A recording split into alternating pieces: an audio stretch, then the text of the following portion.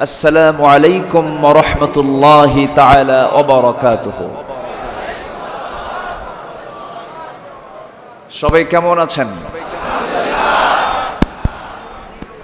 আমাকেও প্রশ্ন করেছে। মত বিনিময় সৌজন্যতা ইসলাম শিখিয়েছে, আলহামদুলিল্লাহ। আসসালামু ক্বাবলাল কালাম, সকল কথার আগে কি দেওয়া? সালাম দেওয়া। সকল কথার আগে এটা শিখিয়েছেন মুহাম্মদ সাল্লাল্লাহু। মাঝখানে আমরা একটু ভুলে গিয়েছিলাম সালাম দেওয়া। এক নাস্তিক এসে সালাম নিয়ে খুব তুলকালাম তুলল, ঠিক কিনা? সে সালামটা রং দিল, রাইট হয়ে গেল। সে শিখায় দিল উল্টা, কিন্তু ওর মধ্য দিয়ে সালামের বরকত আরো বাড়তে লাগলো। দেখা হলি সালাম দেয় আর আল্লাহ হাফেজ কয়। আসলে আগুনে ফু দিলে আগুন নিভে, আবার আগুনে ফু দিলে আগুন জ্বলে ওঠে, ঠিক কিনা? সালাম শুধু সৌজন্যতার জন্য নয়, সালাম হচ্ছে মুসলমানদের পারস্পরিক, মুসলমানদের মাঝে যে পারস্পরিক যে হৃদ্যতা, যে ভালোবাসা, এবং সবচেয়ে শ্রেষ্ঠ মুসলমানদের পারস্পরিক হকের ভিতরে একটি গুরুত্বপূর্ণ হক হচ্ছে সালাম দেওয়া। এর চাইতে বড় দোয়া আর দ্বিতীয়টা নাই। সুবহানাল্লাহ।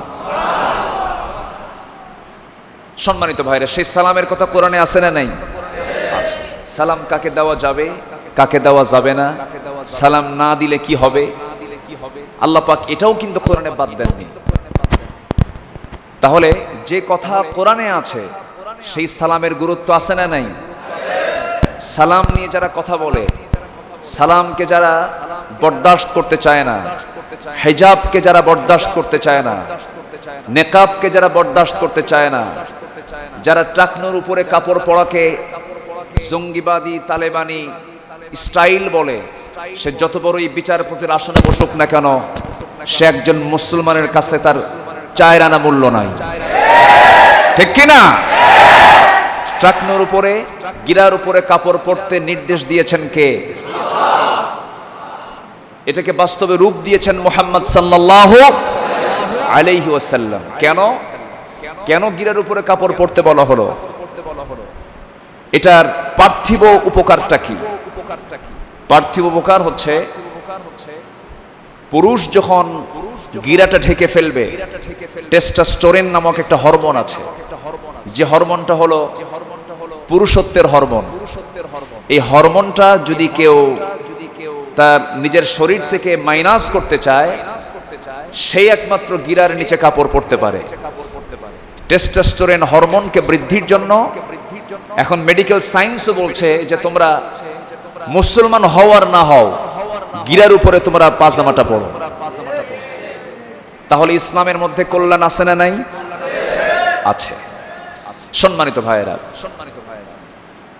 আমরা ম্যাক্সিমাম তাফসীর মাহফিলগুলো, ওয়াজ মাহফিল, সিরাতুন নবী মাহফিলগুলো এতদিন যাবত, যুগের পরে যুগ, শতাব্দী ধরে আমরা দেখে আসছি ইনডোর এন্ড আউটডোরে, বাইরে মসজিদে অথবা কোনো অডিটোরিয়ামে, কিন্তু আমাদের দেশের এই সংস্কৃতিতে এটা ছিল না। একটি কারণে আমরা আজকে ইন করেছি এমন জায়গায়, এই জায়গার বরকত পৃথিবীর সকল জায়গার চাইতে কম না বেশি? তাহলে এই ঠেলাতে বরকত, আমরা বরকতের জায়গা থেকে আমরা যদি বলতে চাই, তাহলে আমরা আগের চাইতে বরকতে কমে আছি না বেশি আছি? ঢুকছে আল্লাহর ঘরে, সমস্যা কোথায়? সম্মানিত ভাইয়েরা, কথা আছে, আস্তে আস্তে করে বলবো, কিন্তু মাহফিলে বলা হচ্ছে, এখানে জাস্ট লেখা আছে সংক্ষিপ্ত আলোচনা। কয় মিনিট কথা বলবো বলেন? লেখা আছে সংক্ষিপ্ত। আচ্ছা, লেখা আছে সংক্ষিপ্ত। দেখি আমি যতটুকু সংক্ষিপ্ত করা যায়। সিনেমা হল চলে, সংক্ষিপ্ত নাই, এক টিকিটে 3 ছবি, এরকম কি হবে? আমার নবীজি সাহাবায়ে কেরামকে নিয়ে বসে আছেন, এমন সময় একজন সাহাবী বলে ফেললেন, ইয়া রাসূলুল্লাহ, আমি বেশি আমল করতে চাই না, আমাকে খুবই সংক্ষিপ্ত কয়েকটা আমল শেখায় দেন, সহজেই যেন জান্নাতে যেতে পারি। রাসূল বললেন, কি আমল তুমি করতে চাও বলো? ওই সাহাবী বললেন, ইয়া রাসূলুল্লাহ, আরাআইতা ইযা সাল্লাইতুল মাকতুবাত ওয়া সুমতু রমাদান ওয়া আহলালতুল হালালা ওয়া হাররামতুল হারাম ওয়া লাম আযিদ আলা যালিকা শাইআন আদখুলুল জান্নাতা ইয়া রাসূলুল্লাহ? ক্বালা নাআম। এক সাহাবী বলছেন, ইয়া রাসূলুল্লাহ, আমি মাত্র 4টা আমল করতে চাই। কি 4টা আমল সাহাবী বলো? নাম্বার 1 হলো আমি 5 ওয়াক্ত নামাজ আদায় করতে চাই। রমজান মাসের 30টি ফরজ রোজা সম্পূর্ণ করতে চাই। আর হারামকে হারাম হিসাবে গ্রহণ করতে চাই, হালালকে হালাল হিসেবে গ্রহণ করতে চাই। আল্লাহর কসম, এই 4টি কাজের বাইরে আর যেতে চাই না। লাম আযিদ আলা যালিকা শাইআন, এই 4টির বাইরে আমি যেতে চাই না। আদখুলুল জান্নাতা ইয়া রাসূলুল্লাহ, হে রাসূল, আমি কি জান্নাত পাবো নাকি?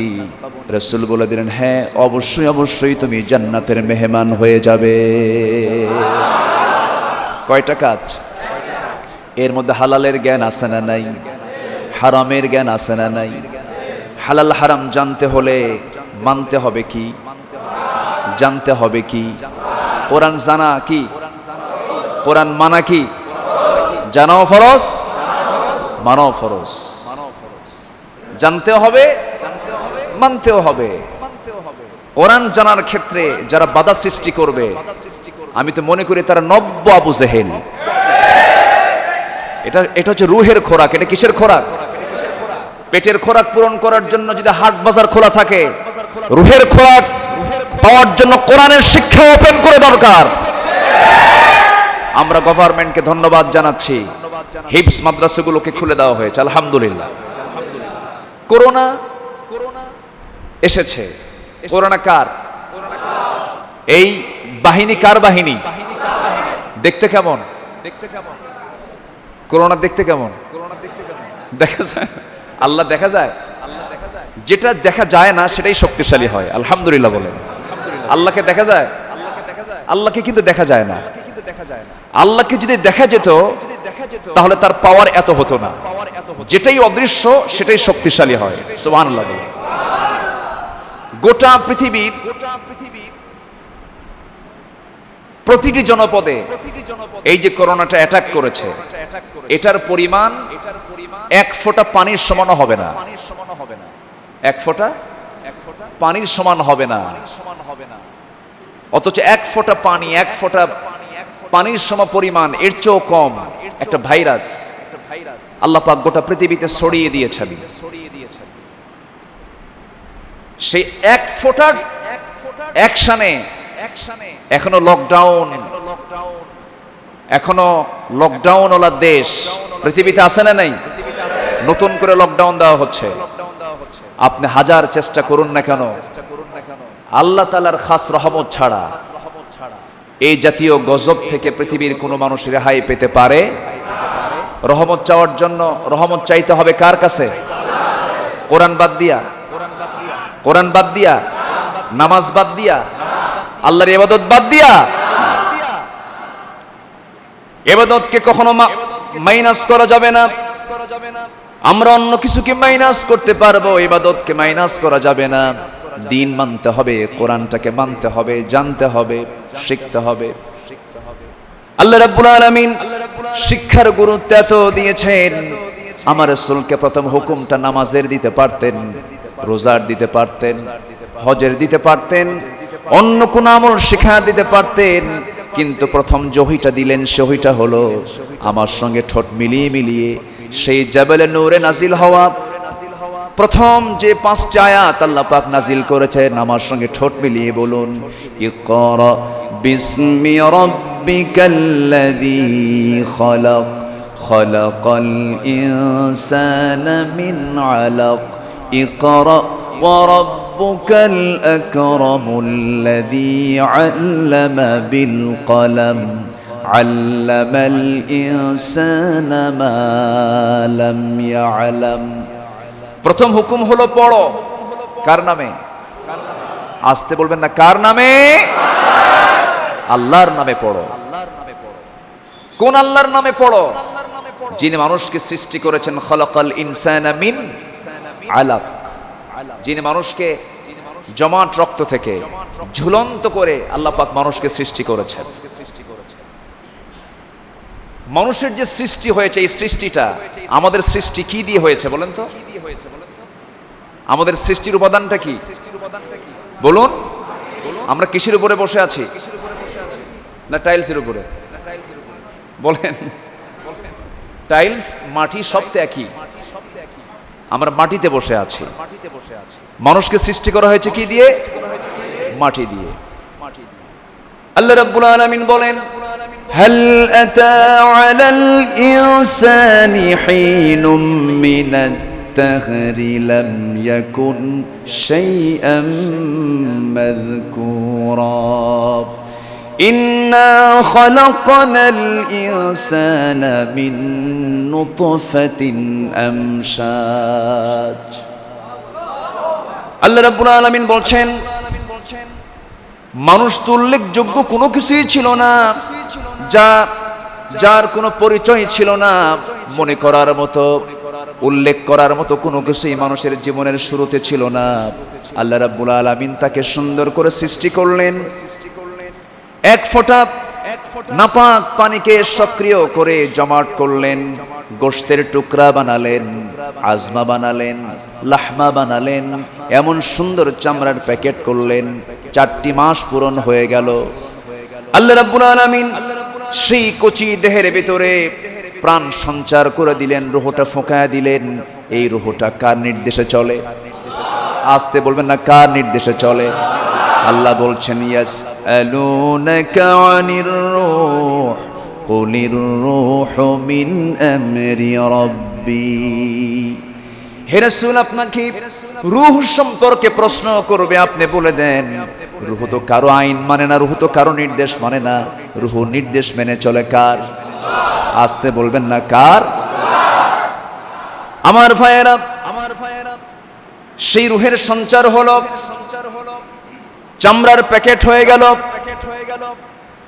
চোখ প্রস্তুত হয়ে গেল, নাক প্রস্তুত হয়ে গেল, কানের জায়গায় কান হলো, নাকের জায়গায় নাক হলো, ঠোঁটের জায়গায় ঠোঁট হলো।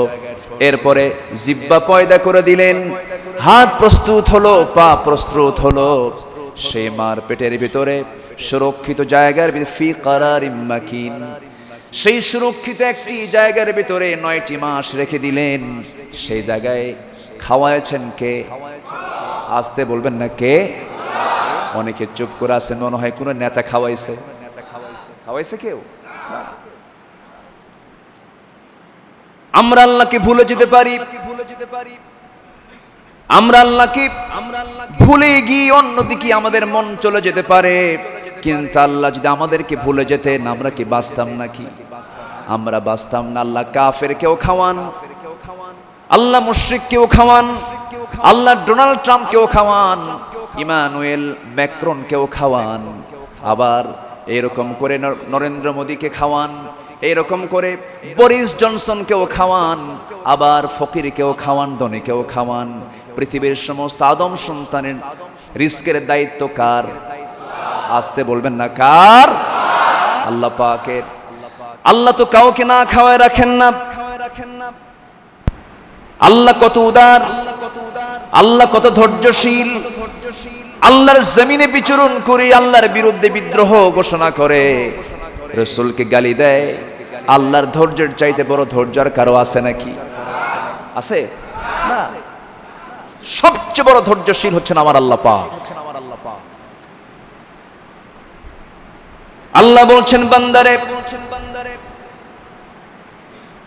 বিশাল সহযোগীদের হস্ত আমি তোমার জন্য সর্বক্ষণ প্রসার করে থাকি। সে অসহায়ত্ব নিয়ে তুমি মার পেটের মধ্যে ছিলে। পৃথিবীর কোনো জুস চলবে না, পৃথিবীর কোনো খাবার চলবে না, পৃথিবীর কোনো খাবার তোমার পেটে অ্যাডজাস্ট হবে না। আমি তোমার এমন প্রভু, আমি তোমার এমন রব, ওই মার পেটের ভিতরে তোমার জন্য যা কিছু প্রয়োজন সব আয়োজন আমি সম্পূর্ণ করে দিয়েছি। কোনো কিছু বাদ রাখি নাই। যে ভিটামিন দরকার, ভিটামিনের যত সাইড দরকার সব আমি কভার করে দিয়েছি মার পেটের ভেতরে। এরপরে যখন নির্দিষ্ট সময় চলে আসছে, নির্দিষ্ট সময় আসার সঙ্গে সঙ্গেই কারো নির্দেশে নয়, একমাত্র কার নির্দেশ? আল্লাহর নির্দেশ। দুনিয়াতে আসার অর্ডার যখন হয়ে গেল, আল্লাহ রাব্বুল আলামিন 7 মাস থেকে 9 মাস 10 মাসের ভেতরে আল্লাহ রাব্বুল আলামিন মার পেটের ভিতর থেকে দুনিয়ার জগতে পাঠায় দিলেন। আর বলছেন, বান্দারে এই দুনিয়াতে তোকে যে পাঠায় দিলাম, তোর দায়িত্বটা কি? আল্লাহ রাব্বুল আলামিন বলছেন, হে রাসূল, আপনি গোটা পৃথিবীর সমস্ত মানব মণ্ডলীকে ডাক দিয়ে বলেন তোমরা কি করবে?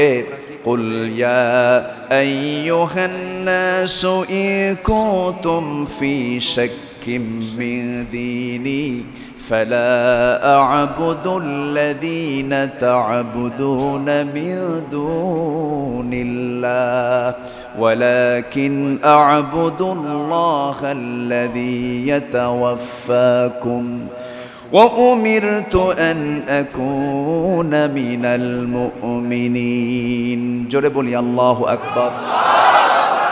সূরা ইউনূস, সূরা ইউনূস থেকে আমি কিছু তেলাওয়াত করেছি। সূরা ইউনূস থেকে আমি কিছু কথা বলতে চাচ্ছি। সবাই শুনতে রাজি আছেন তো? সিরাতুন নবী কি নাম? আজকের মাহফিলের নাম কি? সিরাতুন নবী। ইউনূস কি ছিলেন? বলেন, কি ছিলেন? নবী ছিলেন না? একটা দোয়া আছে, দোয়ায়ে ইউনূস। সবার কি জানা আছে? আছে জানা? এই দোয়াটা ইউনূস আলাইহিস সালাতু ওয়াস সালাম পড়েছিলেন। এই জন্য গোটা পৃথিবীর সমস্ত মুসলমান জানে এই দোয়াটা দোয়া ইউনূস। তিনি এই দোয়াটা পড়েছিলেন কোন কিসের পেটে থেকে? বলেন, কোন মাছ? হ্যাঁ, একজন কইছে তিমি মাছ, আরেকজন কবে বল মাছ। পৃথিবীতে এমন কিছু কিছু মাছ আছে যে মাছ 40 দিন পর্যন্ত অক্সিজেন নিয়ে পানির তলে থাকতে পারে। সুবহানাল্লাহ। এমন মাছ। কথা কি বোঝা গেল? আল্লাহ রাব্বুল আলামিন যখন তাকে একটি বিপদের মধ্যে ফেলে দিলেন, ওয়ান টেস্টে যখন তাকে ফেলে দেওয়া হলো, সেই পরীক্ষায় ইউনূস আলাইহিস সালাতু ওয়াস সালাম ফেল করেছেন না পাস করেছেন? আমাদের জীবনেও পরীক্ষা আছে না নাই? সকল পয়গম্বর আদম থেকে শুরু করে নিয়ে রাসূল পর্যন্ত যত পয়গম্বর পৃথিবীতে এসেছিলেন, সমস্ত পয়গম্বরের জীবনে পরীক্ষা ছিল কি ছিল না? ছিল। আমাদের জীবনে পরীক্ষা মনে হয় নাই। সবাই কি পরীক্ষা দিতে রাজি আছেন? কি পরীক্ষা দেব আমরা? বলেন। হ্যাঁ বলুন সবাই। হ্যাঁ, একজন বলেছেন ঈমানের পরীক্ষা। কিসের পরীক্ষা? সবচেয়ে বড় পরীক্ষা কিসের পরীক্ষা? ঈমানের পরীক্ষা। আমার ভাইরা, ঈমানের পরীক্ষা যদি দিতে চাই, সকল পয়গম্বরদের জীবন জানা দরকার, সিরাত জানা দরকার। আজকে আমরা সিরাত জানতে আসছি। আফসোস লাগে, বুকটা ফেটে যায়, সিরাতকে বাধা দিয়া সিনেমা হল চালু করে। যারা সিরাতকে বাধা দিয়ে, যারা তাফসীরকে বাধা দিয়ে, যারা কোরআনের মাহফিলকে বাধা দিয়ে সিনেমা হল ওপেন করে দেয়, আমি তো মনে করি, আমি আমার ভাষায় বলতে চাই, এদের জন্ম ঠিক আছে কিনা সন্দেহ। বুকে যদি বিন্দু পরিমাণ আল্লাহর ভয় থাকতো, এই বৈষম্য তারা করতে পারতো না। তোরা বন্ধ রাখবি, রাখ, সিনেমা হল বন্ধ রাখ। সিনেমা হল চালু করলি কেন? প্রশ্ন আছে না নাই? সিনেমা হল বন্ধ চালু করলি কেন? এই দেশের একটা সিনেমার নাম বলেন যে সিনেমা দেখে একটা যুবকের চরিত্র ভালো হওয়ার মতো। একটা সিনেমা বলেন তো, নাম, একটা নাম বলেন তো। আছে? নামই তো ঠিক নাই, সিনেমার নামই তো ঠিক নাই। সাহসী হিরো আলম। শিল্প আজকে কোথায় গেছে, কোন জায়গায় গেছে আল্লাহই জানে। আবার আরেকজন বলতেছে জন্য যেমন সেন্সর বোর্ড তৈরি হয়েছে, সেন্সর বোর্ড আছে, ওয়াজ মাহফিলের জন্য একটা সেন্সর বোর্ড থাকা দরকার। ও আরেক বেকুব। কোরআনের ওয়াজ মাহফিলে কোন বাবার গল্প হয়? কারো দাদার গল্প হয়? ওয়াজ মাহফিলে গল্প হয় কার? ওয়াজ হয় কার? আলোচনা হয় কার? আর নবীদের আলোচনা হয়, নবীদের আল্লাহর কোরআনের আলোচনা হয়। তো ওয়াজ মাহফিলের জন্য বোর্ডের তুমি সেন্সর বোর্ডের সভাপতি তুমি কাকে বানাবা? ওয়াজ যারা করবে, ময়দানে যারা কথা বলবে, তাদের তালিমের জন্য দরকার, তাদের শিক্ষার জন্য দরকার একটি নির্দিষ্ট একটি ইনস্টিটিউট, এটা প্রতিষ্ঠান দরকার। হ্যাঁ, খুশি হতাম তারা যদি, যারা কথা বলে, যারা স্পিকার, ইসলামিক স্কলার যারা, তাদেরকে সুন্দর করে শেখানোর কৌশল, শিক্ষা দেওয়ার কৌশল, ওয়াজ করার কি পদ্ধতি, এমন জাতীয় একটা একাডেমি করে সেই জায়গায় প্রকৃতি ইসলামিক স্কলার রেখে যদি এমন একটি ইনস্টিটিউট করা হতো, ধন্যবাদ দিতাম। আপনি প্রতিষ্ঠান বানাবেন না, শিক্ষার পরিবেশ তৈরি করবেন না, আপনি সেন্সর বোর্ড তৈরি করবেন। এমন প্রস্তাব যারা দেয় তারা বোকার স্বর্গে বসবাস করে, ঠিক কিনা? হ্যাঁ, আমার দেশে কিছু আলোচনা আছে, কিছু ভুলভাল কিছু কথা আছে আসে, কিন্তু কোন ওয়াইজ কি নামাজ পড়তে মানা করে? এদেশের কোন একজন আলোচক বের করেন, কোন আলোচক কি বলে তোমরা মিথ্যা কথা বলো, ঘুষ খাও, সুদের কারবার করো, বেপরদায় থাকো, জেনার কাজ করো, এগুলো কি বলে? কিন্তু সিনেমাতে আসে না? নাই। আসতে কোন কেন? প্রেম তো স্বর্গ থেকে আসে। প্রেম কি থেকে আসে? স্বর্গ থেকে আসে। এদেশের ম্যাক্সিমাম সিনেমাগুলোর মূল চরিত্র একটাই, সেটা হলো হঠাৎ করে একজন আরেকজনকে দেখলো আর মিশে গেল আই লাভ ইউ। সম্পর্ক কোথায়? সম্পর্ক হলো হঠাৎ করে একটা ছেলে, একটা বকেটে ছেলে এসে মেয়েটাকে ধরেছে, তাকে টিজিং করছে, একটা ছেলে এসে তার প্রতিবাদ করছে এবং কিছু ফাইট টাইট কইরা তার সামনে বোঝাচ্ছে আমি হিরো আলম। কি কথা কি বোঝাচ্ছে? তো এই শিল্প তোমার দেখানোর জন্য তুমি করোনার কালেও যদি এই শিল্প দেখানোর জন্য যদি হল খুলে দিতে পারো, আমি তো মনে করি জাতির চরিত্র এখনো টিকে আছে যতটুকু, এটা হলো একমাত্র কোরআনের মাহফিল থাকার জন্য, ঠিক কিনা? আমি উদাত্ত আহ্বান জানাবো, নবীজির জন্মের মাসে, নবীজির মৃত্যুর মাসে নবীজির সিরাত নিয়ে বেশি আলোচনা হওয়া দরকার। এতে জাতির চরিত্র খারাপ হবে না ভালো হবে? ভালো হবে। করোনা থেকে বাঁচার জন্য বেশি করে কি ধোয়া দরকার? কি ধোয়া দরকার?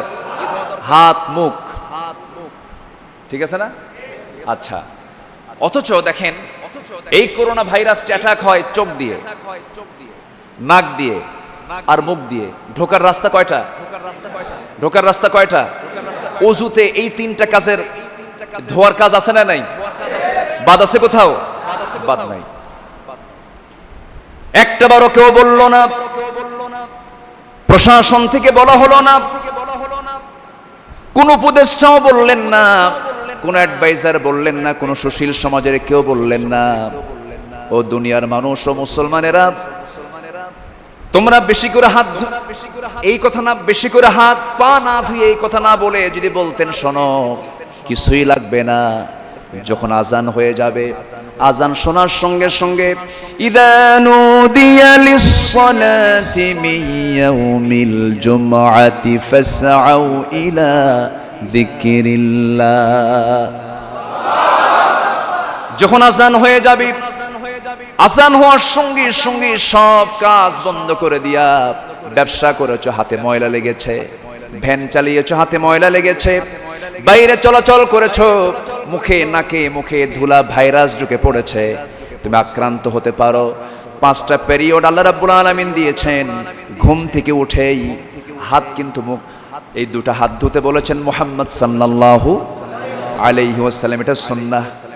ঘুম থেকে উঠেই তোমরা তোমাদের দুই হাত অন্য কোথাও না লাগায় আগে দুটো হাত ধৌত করে নেবে, কারণ ঘুমের মধ্যে দুটো হাত যে কোনো জায়গায় যেতে পারে, নাপাকি লাগতে পারে। রাসূল কত আগে শিক্ষা দিয়েছেন, কিতাবুত তাহারাত খুলে দেখবেন।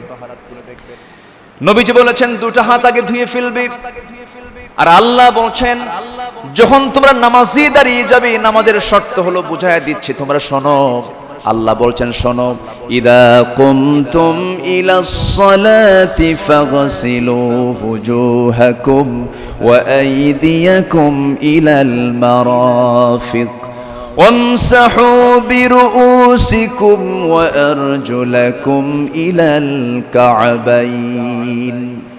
নামাজের সঙ্গে ওযুর সম্পর্ক। নামাজ আছে যেখানে ওযু আছে সেখানে, নামাজ নাই ওযু নাই। নামাজ আছে ওযু আছে। নামাজ পড়তে গেলে কি লাগে? নামাজ আগে লাগে না ওযু আগে লাগে? ওযু আগে লাগে। আল্লাহ চান না বান্দা অসুস্থ হয়ে যাক, আল্লাহ চান না বান্দা রোগী হয়ে যাক, আল্লাহ চান না বান্দা কোনো ভাইরাস আক্রান্ত হয়ে যাক, আল্লাহ চান বান্দা সুস্থ থাকুক, ভাইরাস মুক্ত হয়ে যাক। এখন বিশেষজ্ঞরা বলছে হাত ধুতে হবে বেশি করে, মুখ ধুতে হবে বেশি করে, আর মুখে মাস্ক লাগাতে হবে, এরপরে চোখটাকে ঢাকতে হবে। অথচ আল্লাহ বলছেন শোনো, আমি 5 ওয়াক্ত নামাজ দিয়েছি, 5 ওয়াক্ত নামাজই যখন তুমি দাঁড়াতে যাবে আমি তোমার জন্য ওযুটাকে সুন্নত করেছি না ফরজ করেছি? বলেন কি করেছি? ওযু করা কি ফরজ।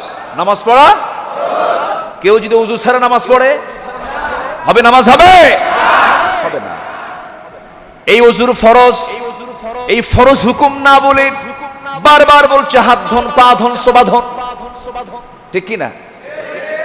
একটা বড় কেউ বলল না ওযু বানায়া নামাজ পড়ো, রহমত নাজিল হয়ে যাবে, রোগ মুক্ত হয়ে যাবে। আমার বন্ধুগণ, আল্লাহ কত আগে কি সুন্দর পন্থা জানিয়ে দিলেন।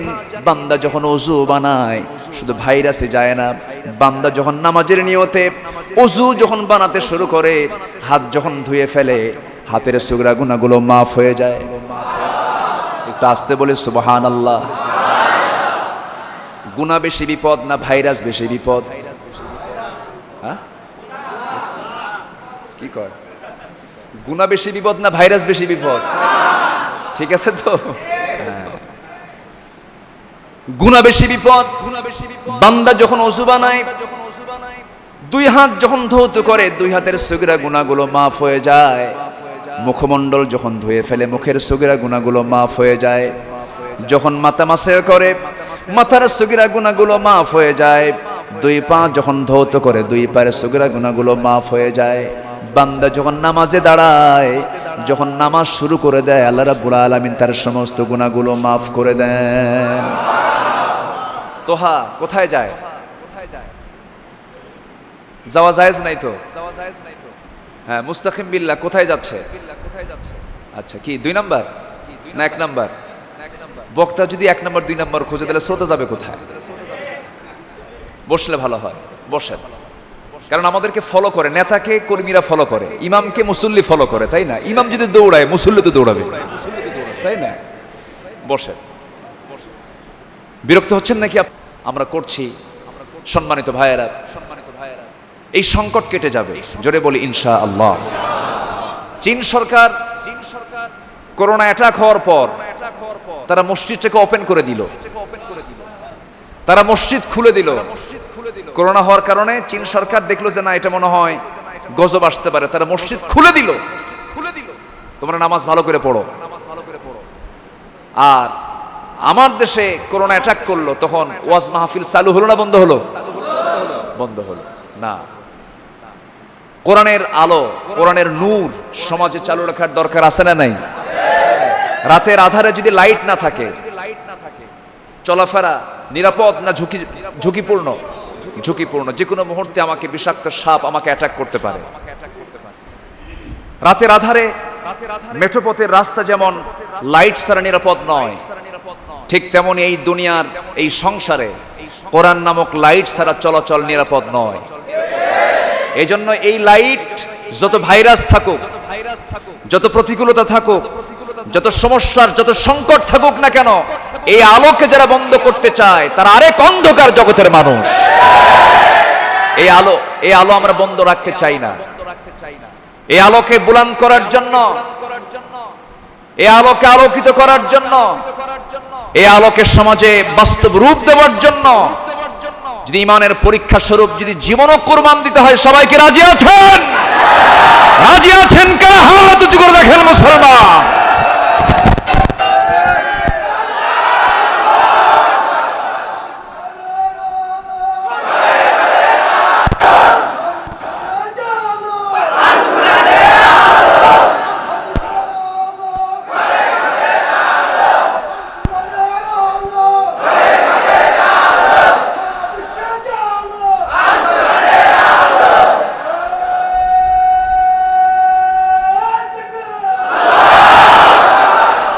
আল্লাহ সবার হাতকে কবুল করুন। জোরে বলি আমিন। আমরা অন্যায় করব না, অন্যায়কে প্রশ্রয় দেব না। রাজি আছেন সবাই? যে অন্যায় করবে তার বিরুদ্ধে প্রতিবাদের ঝড় তুলব। সবাই রাজি আছি না? বাড়াবাড়ি করা যাবে না। আবার লালমনিরহাটের একটা অপ্রীতিকর ঘটনা আমরা শুনেছি। একজনকে কোরআনকে পুড়েছে, সে কোরআনকে অবমাননা করেছে, ডেড স্পট হয়েছে গণপিটুনিতে, এরপর আবার আগুন ধরিয়ে দেওয়া হয়েছে। এত বাড়াবাড়ি ইসলামে নাই। আমাদের মাথায় রাখতে হবে, নারে তাকবীরের স্লোগানটাকে জঙ্গির স্লোগান বলে চালায় দেওয়ার অপচেষ্টা করা হচ্ছে। এটা মাথায় রাখতে হবে। এবং ইসলামকে জঙ্গিবাদের ধর্ম হিসেবে আখ্যা দেওয়ার অপচেষ্টায় লিপ্ত গোটা বিশ্বের মোড়লরা। এখন গোটা পৃথিবীতে 4 জন খলিফা। কয়জন খলিফা? 4 জন খলিফা। 1 নম্বর খলিফা হলো ডোনাল্ড ট্রাম্প। কথা বোঝেন নাই? নাম্বার 2 হলো বরিস জনসন। নাম্বার 3 হলো দমোদর দাস নরেন্দ্র মোদী। কথা বোঝেন নাই? আর এরা হলো পৃথিবীর এখন খলিফা।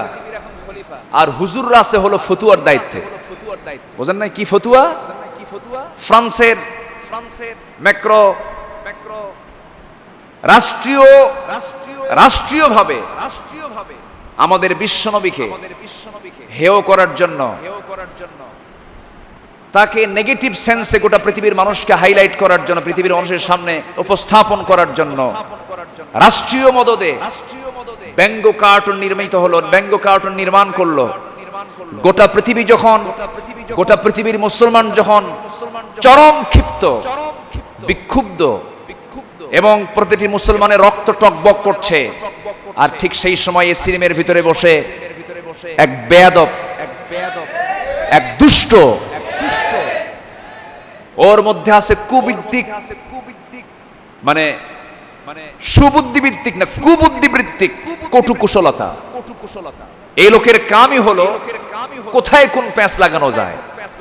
এই জায়গাও তো সে ফতুয়া দিল যে রসুলকে গালি দিয়েছে ভালো কথা, এটার জন্য বিক্ষোভ, এটার জন্য মানববন্ধন, এটার জন্য বাইরে মিছিল মিটিং করা জায়েজ নাই। তো জায়েজ কি তুই ক? কোন কাজ করতে হবে তার রাস্তা দেখায় দে। তুই রাস্তাও তো দেখায় দেস না। পৃথিবীর সব পন্থা তার কাছে রং, তার পন্থা রাইট। মানে ওর কথার সঙ্গে শয়তানের কথা পুরোপুরি মিলে যায়, ঠিক কি না? পৃথিবীর কোন তরিকা তার কাছে জায়েজ নাই। অমুক ওস্তাদ ভালো না, অমুক আলেম ভালো না, অমুক দরবার ভালো না, অমুক দরবার ভালো না, সব বাতিল, আমি হক। এই উপস্থাপন করে হচ্ছে শয়তান। এই উপস্থাপন কে করে? শয়তান করে। আমি করজোরে মিনতি জানাই, আপনি একজন আলেম মানুষ, আপনি অনেক কিছু জানেন, বুঝেন। আপনি বলিউড নিয়ে কথা বলেন, আপনার ভারতে বলিউড। আমি তো মনে করি প্রেজেন্ট ওয়ার্ল্ডের সবচেয়ে বড় দুইটা বড় বিপদ বিশ্বের মানুষের জন্য, মানব চরিত্র ধ্বংসের জন্য অ্যাটম বম যত বড় ক্ষতিকর, তার চাইতে বড় ক্ষতিকর হলো আমেরিকার হলিউড আর ভারতের বলিউড, ঠিক কিনা? আপনি বলিউডের বিরুদ্ধে কথা বলেন, ও আপনি ভারতের বংশোদ্ভূত, এই জন্য বলতে পারবেন না। আপনি সেকুলারের বিরুদ্ধে কথা বলেন, বলতে পারবেন না, কারণ আপনি ভারতে আসা বন্ধ হয়ে যাবে। আপনিও একজন দায়ী, ডাক্তার জাকির নায়েক একজন দায়ী। জাকির নায়েক এখন মুহাজির হালতে আছেন, নিজের দেশে তার স্থান নাই, একমাত্র হক কথা বলার কারণে। আপনি কি কথা বলেন জনগণের বুঝতে আর বাকি নাই। আপনি আমার দেশ নিয়ে নাচবেন না। 18 কোটি তৌহিদি জনতার বাংলাদেশে, এই দেশে শহীদের রক্ত আছে না নাই? আসতে বলবেন না, আছে না নাই? রক্তে রঞ্জিত বাংলার জনপদ, এদেশের একামতে দিনের যারা আন্দোলন করছেন তাদের নিয়ে কোনো বাজে মন্তব্য করবেন না। আপনি আপনাকে নিয়ে ব্যস্ত থাকেন। কিন্তু মুসলমানদের ভিতরে কোনো বিভ্রান্ত সৃষ্টি করবেন না। ইখতিলাফ থাকতে পারে, ইফতিরাক করা যাবে না। ইখতিলাফ ছিল, আছে, থাকবে, ঠিক কি না? কেউ নাফিতে নামাজ পড়বে, কেউ বুকে বেঁধে নামাজ পড়বে, কেউ বেতের 1 রাকাত করবে, কেউ 3 রাকাত করবে। এটি ইসলামের সৌন্দর্য, আলহামদুলিল্লাহ। কেউ ফরজ সালাতের পরে মোনাজাত করবে, কেউ করবে না। কেউ আমিন আসতে বলবে, কেউ জোরে বলবে, কেউ বলবে না। কেউ হাত বাঁধবে, কেউ বাঁধবে না। কিন্তু আপনার ফতুয়ার কারণে নামাজ পড়া যেন বন্ধ না হয়, ঠিক কি না? নামাজ পড়া বন্ধ হওয়া যাবে না। এক বেচারি নামাজে দাঁড়াতে নিয়ে সে বুকে হাত না বেঁধে, নাভিতে হাত না বেঁধে, নিয়ত বেঁধেই আল্লাহু আকবার বলি কপালে হাত বাঁধছে। কোথায়? কপালে। সবাই বলে, ভাই তোমার তো তরিকা আজকে নতুন দেখতেছি। আমরা জানি 2 তরিকা, একটা হলো নাভিতে, আরেকটা হলো বুকে। আজকে তোমার কপালে কেন? চিন্তায় হাত কপালে চলে গেছে। কিসে গেছে? চিন্তা। এই চিন্তায় ফেলছে কে? আল্লাহ। এই ওয়াজ শেষে আল্লাহর দোষ দিলেন। এই চিন্তায় ফেলে দিয়েছে ওই ফেরকাবাজ, ওই ফেরকাবাজদের কারণে। এগুলো দুষ্টামি, এগুলো বলতে যাবেন না। বিয়ার মাসালা এখন শোনার সময় নাই, তালাকের মাসলা এখন শোনার সময় নাই। একসঙ্গে 3 তালাক দিলে তালাক হবে কিনা, এই জাতীয় প্রশ্ন আপনি নির্দিষ্ট জায়গায় গিয়ে করেন। আপনার যদি ঘটনা হয়ে থাকে, আপনি নির্দিষ্ট জায়গায় প্রশ্ন করে সেখান থেকে লিখিত উত্তর নিয়ে নেন। কিন্তু প্রকাশ্যে এই সমস্ত ফতুয়াবাজি করে মানুষের মধ্যে বিভ্রান্তি সৃষ্টি করবেন না। ফতুয়ার জন্য ফতুয়া বোর্ড আছে না নাই? সবাই মুফতি সাজবেন না। সবাই যদি মুফতি সাজেন, ফতুয়া নিয়ে বিভ্রান্তি সৃষ্টি হবে। ফতুয়ার জন্য একটা নির্দিষ্ট ফতুয়া বোর্ডের দরকার আছে না নাই? এখন সবাই ফতুয়া দেয়, সবাই ফতুয়া দেয় না। এগুলো করা যাবে না। সম্মানিত ভাইয়েরা, রাসূলকে ব্যঙ্গ করা হলো, রাসূলকে নিয়ে এত বাজে কটূক্তি করা হলো, কটু আচরণ করা হলো। এরপরেও যাদের একটু দিল কাঁদে না, আমি তো মনে করি অবশ্যই এই চক্রই হলো মুনাফিক চক্র, ঠিক কি না? কবি নজরুল একটু পাগলা ছিলেন। কবি নজরুল কি ছিলেন? একটু পাগল ছিলেন। কবিরা একটু পাগল পাগল হয়। এই জন্য আল্লাহ পাক একটা সূরাও নাজিল করছেন কবিদের নামে, সূরা শুআরা আছে না? সূরাতুশ শুআরা। শুআরা মানে হলো কবি, কবিদের সূরা। ওয়াশ-শুআরা ইয়াত্তাবিউহুমুল গাফুন। অধিকাংশ কবিরা হয় একটু পথভ্রষ্ট, একটু পাগলাপনা হয়, আত্মভোলা হয়। তো কবি নজরুল মাঝে মাঝে তার কিছু কিছু কবিতা আমাদেরকে আহত করে, আবার কিছু কিছু কবিতার লাইন দেখে মনে হয় উনি জান্নাতি মানুষ। সুবহানাল্লাহ। রাসূলের অপমানে যদি কাঁদে না তোর মন, মুসলিম নয়, মুনাফিক তুই, রাসূলের দুশমন। আল্লাহু আকবার। কি সুন্দর কথা। এক ছন্দে তার প্রতিবাদের সব কথার মধ্যে চলে আসছে, আলহামদুলিল্লাহ। ফতুয়া সহ আসছে। কি সহ? মুমিন নয়, মুসলিম নয়, মুনাফিক তুই, রাসূলের দুশমন। আল্লাহু আকবার। তিনিও কবি, কি সুন্দর করে প্রতিবাদের ভাষা তিনি দিয়ে দিলেন তার কবিতার ভিতরে। আমার ভাইয়েরা, কোন বান্দা তার আমল নিয়ে জান্নাতে যেতে পারবে না, কারণ আমলের বোঝা যতই ভারী হোক না কেন, আল্লাহ যদি কাউকে পাকড়াও করেন, কেউ কি ভারী বোঝা নিয়ে যেতে পারবো নাকি? লাইয়ান জুহাদুম মিনকুম। তোমাদের ভিতরে কোন বান্দা নাজাত পাবে না যতক্ষণ না পর্যন্ত আল্লাহর রহমত তার উপরে বর্ষণ না হবে। সাহাবা کرام বলছেন, ইয়া রাসূলুল্লাহ, আপনার অবস্থা কি হবে? আমার রাসূল বললেন, সাহাবীরা, কিয়ামতের দিন আল্লাহ যদি আমাকে পাকড়াও করে ফেলেন, আমিও নাজাত পাবো না। সাহাবা کرام কাঁদতেছিলেন। সাহাবীদের মধ্যে কান্নার রোল পড়ে গেছে। হুজুর, আপনিও যদি নাজাত না পান, তাহলে আমরা নাজাত পাবো কেমনে?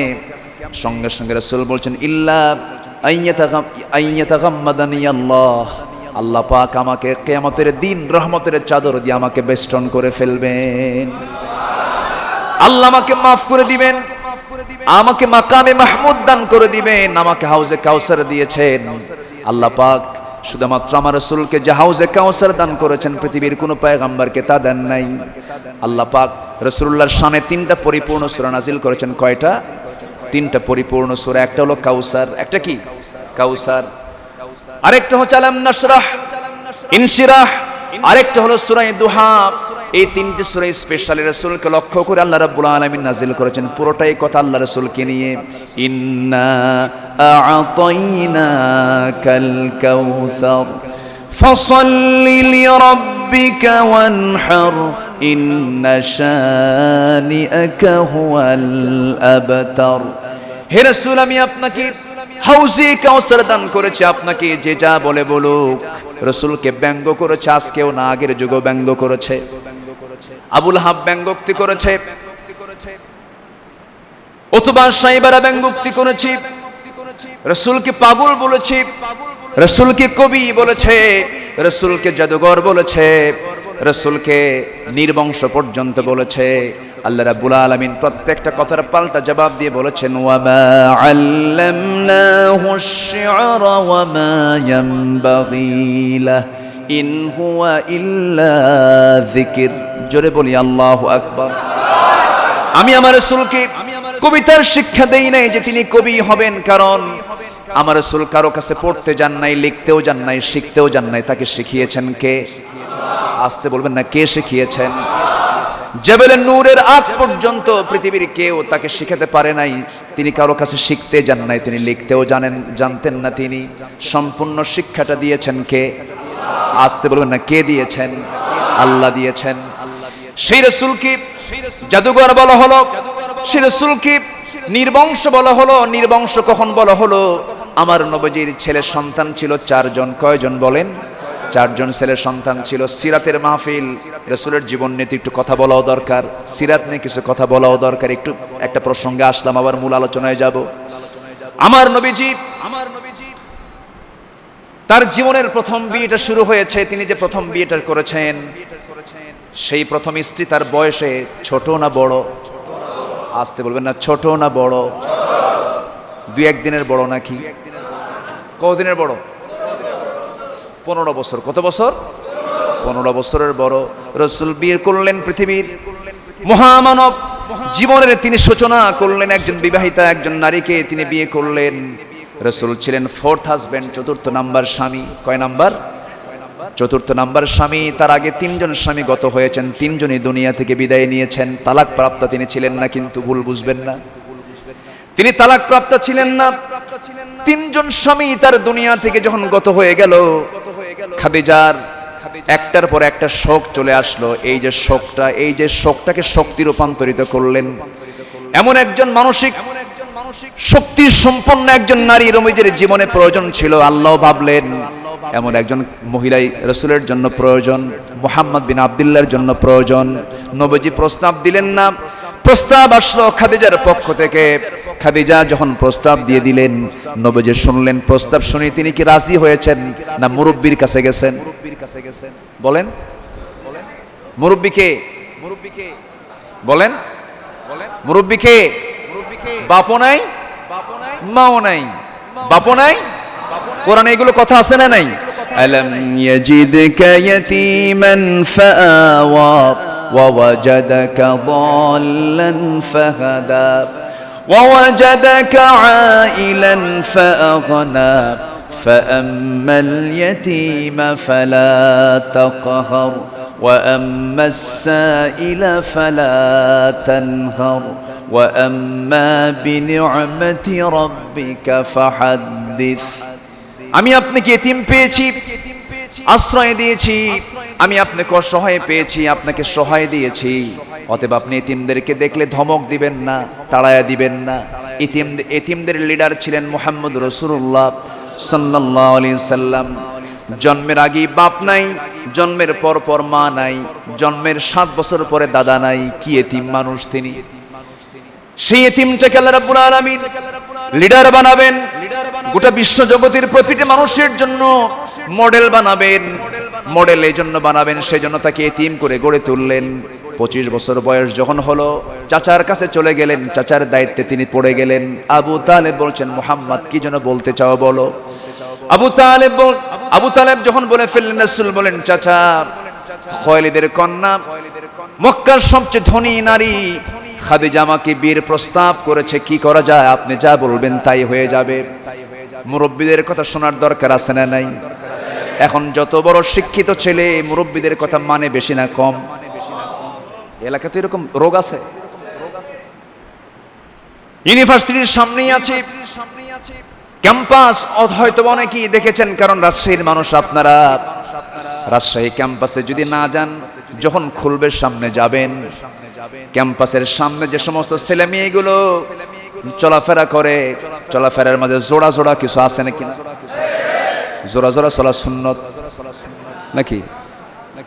জোড়া চলা যাবে? জোড়া চলবে না বেজোর চলবে? বলেন জোড়া না বেজোর? এখন চলে কি? তারা ফতুয়া দেয় জোর কেন চলবে না? অখলাকনাকুম আজওয়াজা, আমি তো জোড়ায় জোড়ায় বানাইছি।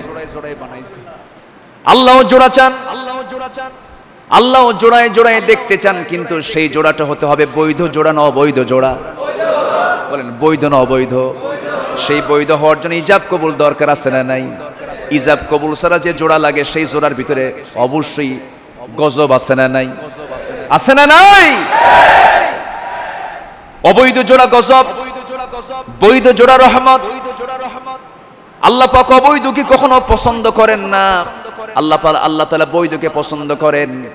আমার বন্ধুগণ, যে লোকটা রাসূলকে নিয়ে বাজে উক্তি করেছে, ব্যঙ্গ কার্টুন করেছে, ফ্রান্সের বেয়াদব জাহান্নামের নরকীট, এ তো অবৈধ সম্পর্ক করেছে তার বউয়ের সাথে। তার শিক্ষিকা, তার 25 বছরের বড়, সে যখন স্কুলে পড়তো, স্কুলের শিক্ষিকার সঙ্গে তার প্রণয় হয়। সেই প্রণয় এত দূর পর্যন্ত গড়ায়, শেষ পর্যন্ত ওই তার শিক্ষিকাকে, অর্থাৎ তার প্রেজেন্ট স্ত্রী, তাকে 150 মাইল দূরে অন্য একটা স্কুলে তাকে ট্রান্সফার করে দেওয়া হয়। কিন্তু তাদের এই প্রণয় চলতেই থাকে। চলতে চলতে অবৈধ সম্পর্ক, বিবাহ পূর্ব অবৈধ সম্পর্ক। খ্রিস্টানদের ভিতরেও তো একটা সিস্টেম আছে, আছে না নাই? আচ্ছা, প্রত্যেক ধর্মের একটা বিবাহের সিস্টেম আছে না নাই? আচ্ছা, এই সিস্টেম বহির্ভূত এই অবৈধ জেনাকার রাসূলকে নিয়ে বাজে কথা বলতেই পারে। বিবেকবান কোন মানুষ নবীর বিরুদ্ধে কথা বলার দুঃসাহস করতে পারে না। অপরদিকে মাইকেল এইচ হার্ট, একজন খ্রিস্টান মনীষী, গোটা পৃথিবীর 100 জন মনীষীকে তিনি লিস্ট করলেন। সেই লিস্টে এনে 100 জন মনীষীর তালিকা করে 1 নম্বর তালিকায় স্থান দিলেন। খুব চেষ্টা করেছেন একজন খ্রিস্টান হয়ে একজন খ্রিস্টানকে 1 নম্বরে দেওয়ার, কিন্তু পারেন নাই। 1 নম্বর তালিকায় সেই খ্রিস্টান স্থান দিয়েছেন আমাদের প্রিয় নবী মুহাম্মদ সাল্লাল্লাহু আলাইহি ওয়াসাল্লামকে। সেই নবীজিকে তিনি 1 নম্বর তালিকায় স্থান দিলেন। কেন দিবেন না? বিয়ের প্রস্তাব এসেছে, বাপ নাই মা নাই, চলে গেছেন মুরব্বির কাছে, গিয়ে বলছেন, চাচা বিয়ের প্রস্তাব দিয়েছে কে? খুয়াইলিদের কন্যা খাদিজা, আপনি যদি রাজি হন আমি হ্যাঁ বলবো, আপনি যদি রাজি না হন আমি হ্যাঁ হতে পারবো না, আমি হ্যাঁ বলতে পারবো না। আবু তালেব ভেবে চিনতে অনেক কিছু চিন্তা ভাবনা করে, আব্দুল্লাহর ছেলে তো, কার ছেলে? কি বলে আব্দুল মুত্তালিবের ছেলে। কার ছেলে? আব্দুল মুত্তালিবের ছেলে আবু তালেব। ভদ্র, যদিও কাফের, কিন্তু ভদ্র মানুষ। কি মানুষ? ভদ্র মানুষ।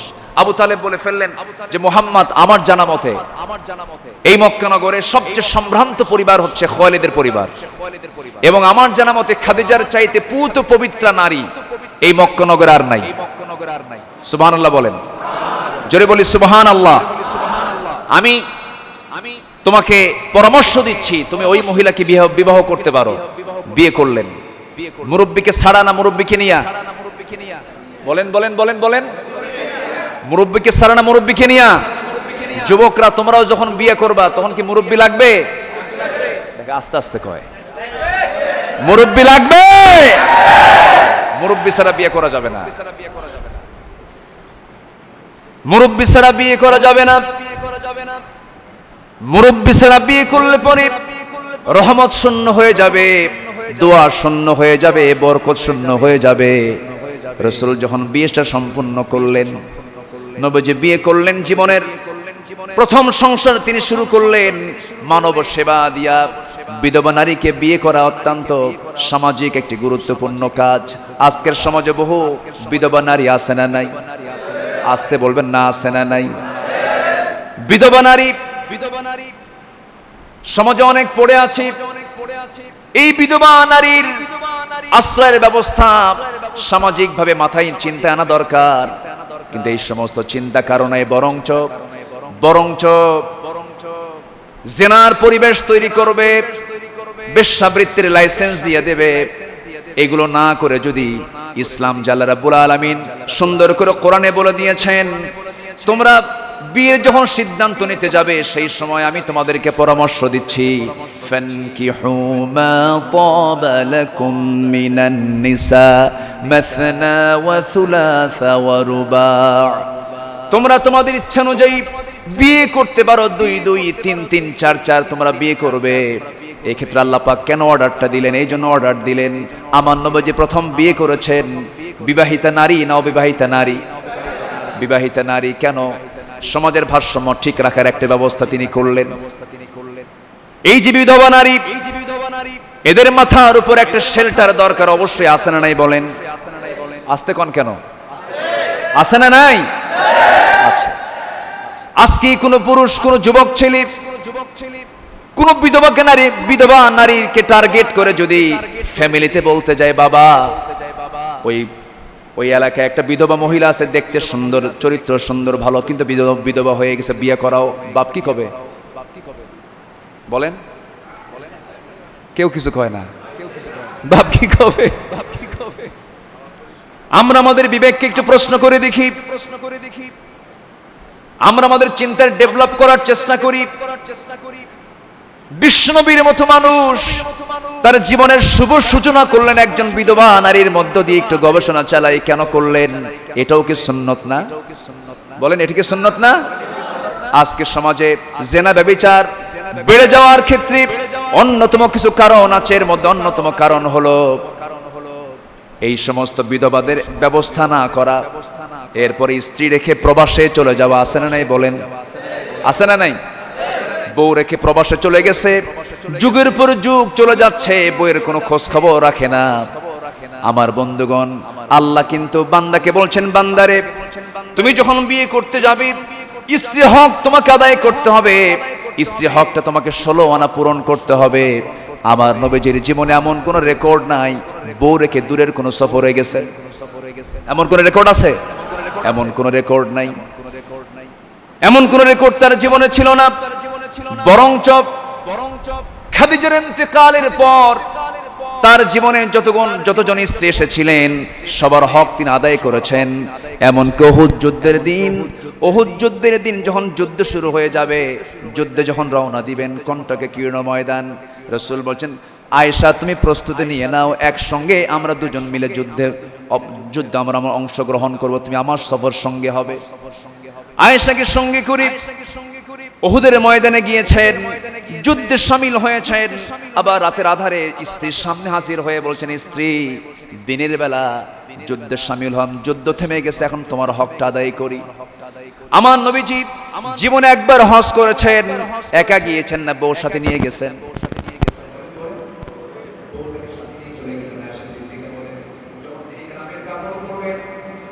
কাপড় দিয়ে তিনি বলেন, আয়েশা এইদিকে চলে আসো, আড়াল হয়ে গেলাম। আমার সঙ্গে তিনি স্ত্রীর সহবাস করলেন। স্ত্রীর সহবাস করলে পরে মেন্টাল স্যাটিসফ্যাকশন চলে আসে, তাকওয়ার পরিমাণ কমে না বাড়ে?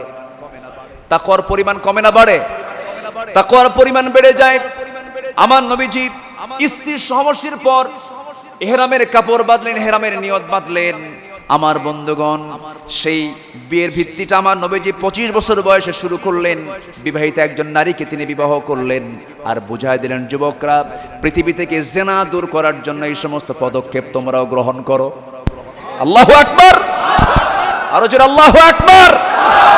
হয়তো আমার এই আলোচনা কালকে অনলাইনে যাওয়ার পর অনেক মা বোন আমার আলোচনা অসন্তুষ্ট হতে পারে, কিন্তু ইসলাম কি কোন ব্যক্তি কেন্দ্রিক না বিশ্বজনীন? ইসলাম কি ব্যক্তি কেন্দ্রিক না বিশ্বজনীন? বিশ্বজনীন। অনেক বিধবা আমার দেশে আছে না নাই? আসতে বলবেন না, আছে না নাই? অনেক বিধবা আছে, অনেক বিধবা আছে, পড়ে আছে, তাদের কোনো খেয়াল কেউ রাখে না। সম্মানিত ভাইয়েরা, যে সমাজে হবে না, সেই সমাজে জেনা কমবে না বাড়বে? জেনা কমবে না বাড়বে? যুবকরা, যখন তোমার যৌবনকে তুমি কন্ট্রোল করতে পারছো না, চোখ বন্ধ করে ফ্যামিলিকে বলে দিবা আব্বা বিয়ে করাও, মা তুমি বিয়ে করায় দাও। তবু যৌবনকে ভিন্ন খাতে প্রবাহিত করা যাবে? আসতে বলবেন না, যাবে। যখন মানুষের টাকা ফুরায়, টাকা নষ্ট হয়, কিছু সম্পদ চলে যায়, স্বাস্থ্য নষ্ট হয়, কিছু ক্ষতি হয়ে যায়, যখন চরিত্র যায়, কি যায়? when character lost is everything lost, তখন তার সব চলে যায়। যুবকরা, বিয়ের সময় যখন হয়ে যাবে, রিস্কের দায়িত্ব কার? আসতে বলবেন না, কার? আল্লাহ পাক। রাসূল তার মেয়ে ফাতিমাকে বিয়ে দিয়েছেন তাকওয়া দেখে না সম্পদ দেখে? আসতে বলেন, তাকওয়া দেখে না সম্পদ দেখে? তাকওয়া দেখে বিয়ে দিয়েছেন, সম্পদ দেখে বিয়ে দেন নাই। মুরব্বিদেরও কিছু দোষ আছে, মুরব্বিদের যে দোষ নাই তা না, মুরব্বিদেরও কিছু দোষ আছে। মুরব্বিরা মেয়েকে বিয়ে দেওয়ার সময়, আমার দেশে কম মুরব্বি আছে ছেলের গুণ দেখতে গিয়ে নামাজের গুণ দেখে, এমন গুণ দেখনেওয়ালা মুরব্বি আমার দেশে কম না বেশি? কম, দেখতে চায় না। কিন্তু আমার রাসূল তার মেয়ে ফাতিমাকে বিয়ে দিয়েছেন ধনীর সাথে না গরিবের সাথে? আসতে বলেন, ধনীর সাথে না গরিবের সাথে? গরিবের সাথে বিয়ে দিয়েছেন। সম্পদ দেখে না তাকওয়া দেখে? তাকওয়া দেখে বিয়ে দিয়েছেন। এবং সে বিয়েটা দিয়েছেন বেশি বয়সে না কম বয়সে? বলেন বলেন। আর আমার দেশে শিক্ষিত মানুষ বিয়ে করে কম বয়সে না বেশি বয়সে? যখন 40 পার হয়, চোখে যখন কম দেখে, মানে 40-এ তো বুড়াই হয়। 40-এ কি হয়? বুড়া। মানে হায়াত হলো 60 বছর, বিয়ে করে 40-এ। 40-এ বিয়ে করলো, 50 বছর বয়সে বাচ্চার বয়স হলো 10 বছর। ওর কপালে কি নাতিপুতি আছে? আসতে কোন কেন? নাতিপুতি আছে। আর গ্রামের সাধারণ একজন মানুষ, সাধারণ অশিক্ষিত মানুষ বিয়ে করেছে 20 থেকে 25 বছরে, বাচ্চা কাচ্চা হয়ে গেছে। 40-এর মধ্যেই কি দাদা, 60 বছরে মহাদাদা, 60 বছরে কি মহাদাদা, বড় দাদা, সব দাদা হয়া সার্থক জীবন নিয়ে দুনিয়া থেকে বিদায় হয়ে যায়। যে শিক্ষার ভিতর দিয়ে তুমি তোমার সন্তান লালন পালন করার সুযোগ পাও না, এটার নাম ইসলাম নয়, ঠিক কি না? এই জন্য আমি যুবকদেরকে বলবো, যুবক, চরিত্র নষ্ট করা যাবে না। চরিত্রকে সুন্দর রাখার জন্য জেনার দিকে না বিয়ের দিকে? জেনার দিকে না বিয়ের দিকে? আমি এই কথাটা বলার প্রয়োজনের জন্য মনে করলাম আজকে মাহফিলে, আজকের এই অনুষ্ঠানে বুড়া মানুষ বেশি না যুবক মানুষ বেশি? হ্যাঁ, যুবকদেরকে আমি একটু এনকারেজ করলাম। বুড়ো চাচারা যারা আছেন, মন খারাপ করতেছেন নাকি আপনারা?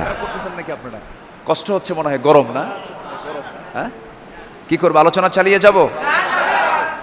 শেষ করব না? জোরে বলি ইনশাআল্লাহ, আরো জোরে বলি ইনশাআল্লাহ। খাদিজাকে ঘরের মধ্যে নিয়ে এসে রাসূল কি কোনোদিন বউকে খোঁটা দিয়েছেন? কোনোদিন বলেছেন তুই বুড়ি? বলেছেন? আমরা তো সবাই না, কিছু কিছু পুরুষ আছে মেয়েদেরকে আপত্তিকর কথা বলে ফেলে, আছে না নাই? আছে, অনেক বাজে কথা বলে ফেলে। কিন্তু ভাবা উচিত, একজন নারী অন্যের ঘর থেকে আমার ঘরে এসেছে একদিনের জন্য না সারা জীবনের জন্য? সারা জীবনের জন্য চলে আসছে। সে কি এই বাড়ির পুরাতন লোক না নতুন লোক? নতুন মানুষ। এটা ভেবে তাদের সঙ্গে আমরা মিসবিহেভ করব না, সুন্দর আচরণটা করব। জোরে বলি ইনশাআল্লাহ, আরো জোরে বলি ইনশাআল্লাহ। এই যে ইনশাআল্লাহ কও, বিয়ে করছো? তাহলে ইনশাআল্লাহ কইলা কেন? ও, মনের ভুলে কইছে। আচ্ছা, সামনে তো বিয়ে শাদী করবে, হ্যাঁ, সামনে একটা প্র্যাকটিক্যাল করবে। জোরে বলি ইনশাআল্লাহ। সুন্দর আচরণ করতে হবে। রাসূল বলেছেন, স্ত্রীর দিকে সুন্দর সুন্দর হাসি মুখে চেয়ে থাকাটাও সাদাকা, দান। জোরে বলে সুবহানাল্লাহ। যে স্ত্রীর দিকে সুন্দর হাসি মুখে তাকাবে, এটা একটা দান। জোরে বলে সুবহানাল্লাহ। অনেকে হাসে না, আছে না? অনেক স্বামী আছে হাসে না, বউরা মনে মনে কয় এটা মরবে কোন দিন। একটু হাস্যোজ্জ্বল থাকা উচিত। আমার নবীজির সিরাত নিয়ে কথা বলতে গেলে কথা ফুরাবে না। আমার নবীজি সুন্দর করে একটি কনসেপ্ট দিয়েছেন। রাসূল বলেছেন যে পুরুষটা তার স্ত্রীর কাছে ভালো, সেই বান্দা আল্লাহর কাছে ভালো। যে স্ত্রী তার স্বামীর কাছে ভালো, সেই বান্দা আল্লাহর কাছে ভালো। আমি রাসূল আমার স্ত্রীদের কাছে ভালো, আমার সকল স্ত্রী আমাকে দারুণ ভালোবাসে।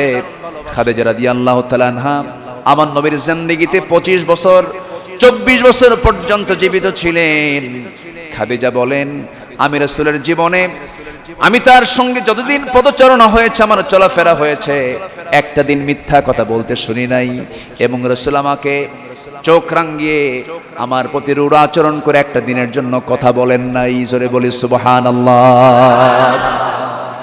আমার নবীজি খাদিজাকে এত বেশি পরিমাণ ভালোবাসতেন, মাঝে মাঝেই বলে ফেলতেন, সাহাবীরা শোনো, আমি যে বিয়ে করেছি খাদিজাকে, আমার খাদিজা যদি জীবনের শেষ সময় পর্যন্ত বেঁচে থাকতো, আমার বিশ্বাস আল্লাহ রাব্বুল আলামিন আমাকে দ্বিতীয় বিবাহের কোনোদিন অর্ডার দিতেন না। আমি খাদিজাকে দারুণ ভালোবাসি, খাদিজা আমাকে দারুণ ভালোবাসে। খাদিজা দুনিয়া থেকে বিদায় নিয়েছেন। বিদায় নেওয়ার পর রাসূল বাকি বিয়েগুলো করেছিলেন। সেই বিয়েগুলো করতে গিয়ে অর্ডার নিয়েছেন কার? অর্ডার পেয়েছিলেন কার? রাসূল যে বিয়ে করেছেন, এই বিয়ের ব্যাপারে নবীর আগ্রহ ছিল না, আল্লাহর আগ্রহ ছিল। কার? বলেন বলেন বলেন বলেন। আল্লাহর অর্ডার ছিল আপনি বিয়ে করেন। আল্লাহ তাআলা অর্ডার দিয়েছেন আপনাকে বিয়ে করতে হবে। ফাকালা যাইদুম মিনহা, এক সাহাবীর নাম কোরআনে এসেছে, একজন সাহাবীর নাম শুধু আসছে। আবু বকরের নাম কিন্তু আসে নাই, ওমরের নাম কিন্তু আসে নাই, ওসমানের নাম কিন্তু আসে নাই, সরাসরি নাম আসে নাই, শুধু একজন সাহাবীর নাম কোরআনে সরাসরি এসেছে। ফাকালা যাইদুম মিনহা,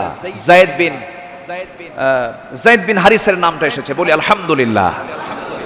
এই যায়েদ বিন হারিসের স্ত্রী যায়নাব আমার নবীজির ফুফাতো বোন। নবীজির কি বোন? ফুফাতো বোন।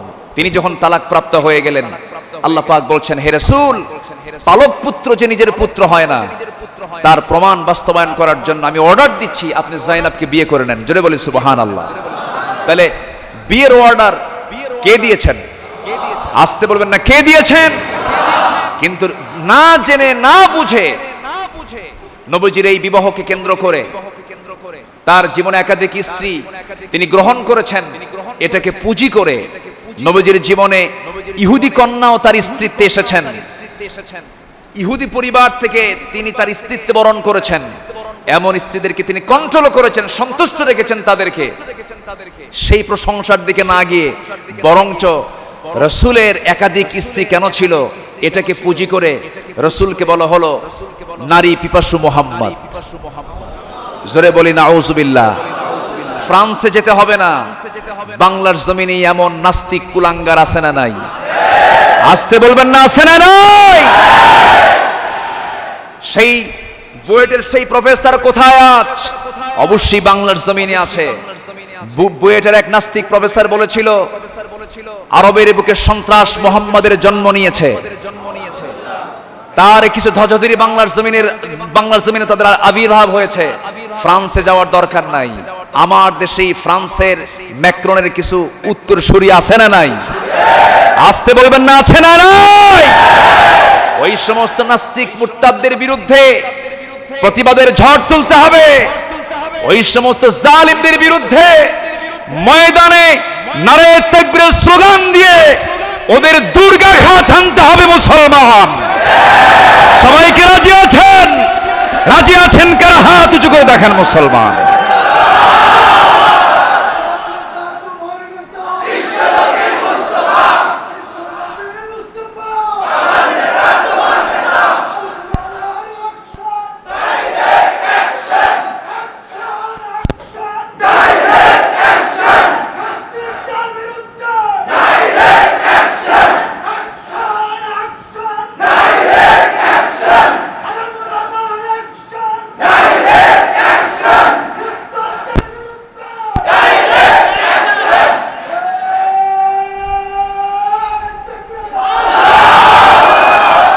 আল্লাহু আকবার।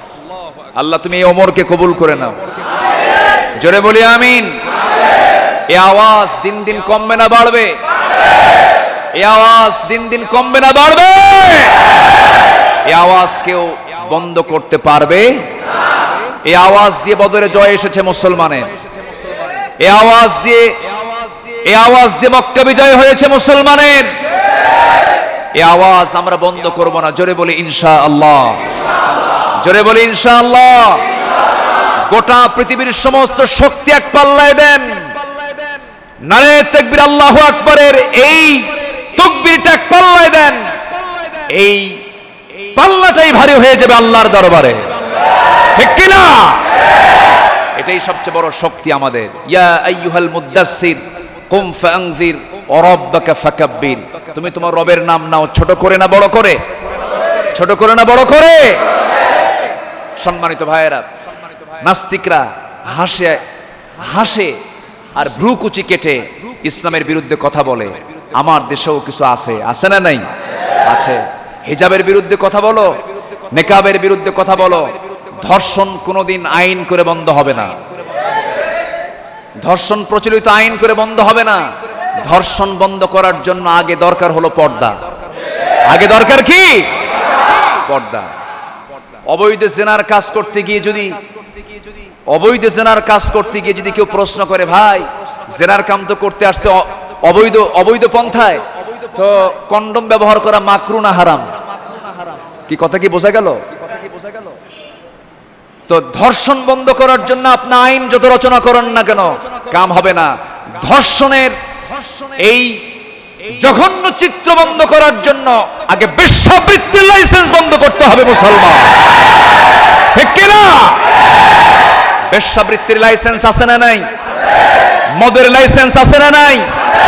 জেনার লাইসেন্স আছে না নাই? যারা এই সমস্ত লাইসেন্স দেয়, অবৈধ ছাড়া কেউ হতে পারে না। কেনরু ওয়াজ কেবল শুরু, ওঠে কারা? আমি কি শেষ করে দেব নাকি? একটু বসুন। অনেকের একটু চাপচুপ মারতেছে না? একটু বসেন, একটু বসি। আমরা কারো গোলামি করতে আসি নাই, আমরা গোলামি করতে এসেছি কার? আমরা সব জায়গায় গোলামি করি কার? আল্লাহ ছাড়া কারো গোলামি করা যাবে? আল্লাহ ছাড়া কারো দাসত্ব করা যাবে? আল্লাহ ছাড়া কারো হুকুম মানা যাবে? আল্লাহকে ছাড়া আর কাউকে ভয় করা তো জায়েজই নাই, ঠিক কি না? একমাত্র ভয় হবে কার জন্য? একমাত্র আইন মানবো কার জন্য? আল্লাহর জন্য। আমার ভাইরা, একটু কান লাগান, মনোযোগ দিয়ে শোনার চেষ্টা করুন। ভিতরে যতজন আছেন, বাইরে তার চাইতে 4-5 গুণ আছেন, ডানে আছেন, বামে আছেন। আমি সমস্ত অডিয়েন্সকে সামনে রেখে বলতে চাচ্ছি, শুনুন। আমার একটাই বক্তব্য আজকে, সেটা হলো আমরা কারো গোলামি করব না। গোলামি করে যাব কার? আমাকে সৃষ্টি করেছেন কে? আর সেই গোলামি করার জন্য একটাই মাধ্যম আমরা গ্রহণ করব, একটা মডেল আমরা গ্রহণ করব, তিনি হচ্ছেন মুহাম্মদুর রাসূলুল্লাহ। মুহাম্মদুর রাসূলুল্লাহ সাল্লাল্লাহু আলাইহি সাল্লামকে আমরা গ্রহণ করব। যা তিনি নিয়ে এসেছেন তা আমরা ধরব, যা তিনি শেষ করেছেন আমরা তা থেকে নিজেকে বারণ রাখবো, দূরে থাকবো আমরা সেই সমস্ত অপকর্ম থেকে।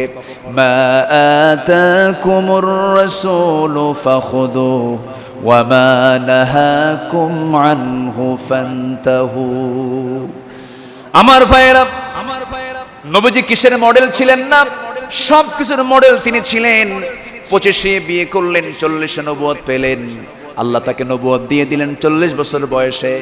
সেই নবুয়তের নূর নিয়ে, জাবেলে নূর থেকে নূর নিয়ে এসে নিজের ঘরের মধ্যে সেই নূরটাকে আলোকিত করার জন্য প্রথম দাওয়াতটা দিলেন। বাহিরে না ভিতরে? বাইরে না ভিতরে? আমার ভাইরা, আমরা আগে দাওয়াতি কাজ করব, আগে বাইরে না আগে ভিতরে। ও আনফুসাকুম ওয়া আহলিকুম নারা, নিজে বাঁচো, তোমার পরিবারকে জাহান্নাম থেকে বাঁচাও। এই যে কথাগুলো শুনে যাচ্ছি, আগে পরিবারের ভিতরে দাওয়াতি কাজ করব, পরিবারকে জাহান্নাম থেকে বাঁচানোর জন্য চেষ্টা চালাবো। আমার সন্তান কোথায় যায়, কি করে, আমার বউ কি করতেছে, কি আমলগুলো করতেছে, এই খবরগুলো আমাকে রাখতে হবে। আমার নবীজি এই নূরটা নিয়ে, আমার নবীজি প্রথমেই ঘরের মধ্যে ঢুকে বলছেন, জাম্মিলুনি জাম্মিলুনি, খাদিজা আমাকে বস্ত্র আচ্ছাদন করে দাও, আমি তো আল্লাহর পয়গম্বর, আমি আল্লাহর নবী। তাকে বস্ত্র আচ্ছাদন করে দেওয়া হলো। লাকাদ খাশিতু আলা নাফসি, আমি আশঙ্কা করছি আমার জীবন নিয়ে মনে হয় বাঁচব না, দুনিয়া থেকে বিদায় হয়ে যাব। এবার খাদিজার অভিজ্ঞতা কম না বেশি? আসতে বলুন, কম না বেশি? নবীর চাইতে বয়স কম না বেশি? তিনি অত্যন্ত হার্ড হয়ে গেছেন। 3 স্বামী চলে গেছে তার। কয় স্বামী? তিন স্বামী মরে গেছে, মনটা তার শোকে শোকে শক্ত হয়ে গেছে, ধৈর্যশীলতার একটা মূর্ত প্রতীক তিনি হয়েছেন। এবার বলছেন আমার স্বামীকে আপনি হতাশ হবেন না, তিনি কাঁদতেছেন না, হতাশ হচ্ছেন না। কি চিন্তা করছেন আপনি? লাকাদ খাশিতু আলা নাফসি, আপনি যে বলছেন আমি আশঙ্কা করছি মরে যাব, না না জীবন না, আপনি টেনশন করবেন না, কারণ আমার বিশ্বাস আপনি কাউকে ঠকান না, আপনি ওজনে কম দেন না, আপনি কোনোদিন মিথ্যা কথা বলেন না, আপনি কোনো বাজে কথা বলেন না, আপনার ক্ষতি পৃথিবীর কেউ করতে পারবে না। খাদিজা তাকে সার্টিফাইড করছেন। আমার নবীজি সান্ত্বনা পেলেন। নবীজির জীবনে খাদিজার দরকার ছিল কি ছিল না? আসতে বলেন, ছিল কি ছিল না? খাদিজার দরকার ছিল। নবীজি সান্ত্বনা পেয়ে গেলেন। এবার নবীজি বলছেন খাদিজা আমি তো তোমাকে ভালো করে বলতেই পারলাম না, আমি যে আল্লাহর নবী, আমার কাছে ওহী নাজিল হওয়া শুরু হয়েছে, ওই 5টা বছর ধ্যানমগ্ন ছিলাম, আল্লাহ পাক আমাকে ওহী দিয়েছেন, কোরআন নামক কিতাব নাজিল হয়েছে আমার উপরে, তোমার কি বিশ্বাস হয় নাকি? খাদিজা রাদিয়াল্লাহু তাআলা আনহা শোনা মাত্রই একটু চিন্তা করলেন না। দুজন মানুষের ইসলাম কবুল করার ক্ষেত্রে কোনো চিন্তা ছিল না। অন্যান্য সাহাবীরা যখন দিন গ্রহণ করেছেন তারা একটু চিন্তা করেছেন, একটু ভাবনা করেছেন, কিন্তু দুজন মানুষের দিন গ্রহণ করতে নিয়ে কোনো চিন্তা করেন নাই। চিন্তা ছাড়াই তারা আল্লাহ রাসূলকে বরণ করে নিয়েছেন। একজন মহিলা খাদিজা আর একজন পুরুষ হচ্ছেন আবু বকর সিদ্দিক রাদিয়াল্লাহু তাআলা আনহু। আমার নবীজি বললেন খাদিজা আমি তো বলে ফেললাম, তোমার কমেন্টটা কি? সঙ্গে সঙ্গে তিনি বলে ফেলতেছেন আমার স্বামী গো, 15টি বছর ধরে দাম্পত্যময় জীবন চালালাম, যার মুখ থেকে বাজে বেহুদা কোনো কথা, অর্থহীন কোনো কথা, কাউলে জুর আজে বাজে কোনো একটা কথাও যার মুখ থেকে বের হতে দেখলাম না, যার প্রত্যেকটা কথা মাপা মাপা, যার ওজনে কম দিতে দেখলাম না, ব্যবসায়ী কোনো হেরফেরে দেখলাম না। আপনি আমার বিজনেসগুলো কন্ট্রোল করেছেন, আমি লক্ষ্য করেছি। আপনার মতো সৎ মানুষ আমার জীবনে আর পাই নাই। আপনার সুন্দর আচরণ প্রমাণ করে আপনি হয়ে যাবেন আখির জামানার পয়গম্বর। জোরে বলি সুবহানাল্লাহ। বইয়ের কাছে হিরো হওয়া কঠিন, দুনিয়ার সবার কাছে সুনাম পাওয়া যায়, বইয়ের কাছে সুনাম পাওয়া কঠিন। কিন্তু আমার নবীজির সুনাম বাইরেও আছে, ভিতরেও আছে। খাদিজার সামনে যখন উপস্থাপন করলেন, খাদিজা কোনো কন্ডিশন ছাড়াই সঙ্গে সঙ্গে বলে ফেললেন আশহাদু আল্লা ইলাহা ইল্লাল্লাহু ওয়াহদাহু লা শারীকা লাহু ওয়া আশহাদু আন্না মুহাম্মাদান আবদুহু ওয়া রাসূলুহু। কালিমা পড়লেন খাদিজা। নবীজির মনে সান্ত্বনা চলে এলো, নবীজি খুশি হয়ে গেলেন। 3 বছরের ছোট বাল্যকালের বন্ধু, একসঙ্গে নড়াচড়া করেছেন, চলাফেরা করেছেন, খুব নম্র স্বভাবের মানুষ, খুব ভদ্র স্বভাবের মানুষ।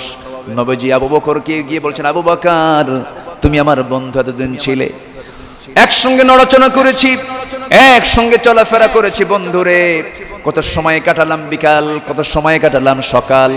আমি যে আল্লাহর নবী, আমার কাছে ওহী নাজিল হয়, তোমার কি বিশ্বাস হয় নাকি?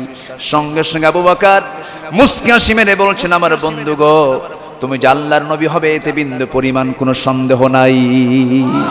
জোরে কোন সুবহানাল্লাহ। কি চরিত্র, কি চরিত্র আল্লাহ পাক তাকে উপহার দিয়েছিলেন। সেই ছোট্টবেলা তিনি যখন দুধমার ঘরে গিয়ে যখন তিনি আশ্রয় নিলেন, 5টা বছর সেখানে থাকলেন। বনু সাদ, আল্লাহ পাক আমাকে যাওয়ার তৌফিক দিয়েছেন, সেই এলাকায় আমি গিয়েছিলাম। তায়েফটা পার করে বনু সাদে যেতে হয়। যে ঘরে আমার নবী 5টা বছর ছিলেন, সেই ঘরটা আল্লাহ পাক আমাকে দেখার তৌফিক দিয়েছেন। সেই বনু সাদে আমার নবীজি 5টা বছর সময় কাটালেন। মা হালিমাতুস সাদিয়া বলেন আমার নবীজি, আমার শিশু মুহাম্মদ আমার কোলে যখন ছিল 5টা বছর, 2টা বছর আমি তাকে দুধ খাইয়েছি, আমি তাকে দুধ পান করিয়েছি, আমি তাকে 2 স্তনের দুধ তার জন্য বিলায়া দিতাম, কিন্তু আমি কখনো চেষ্টা করেও পারতাম না। সে সব সময়ের জন্য ডান স্তনের দুধ পান করত, জোর করতাম বাম স্তনের দুধটা তুমি খাও।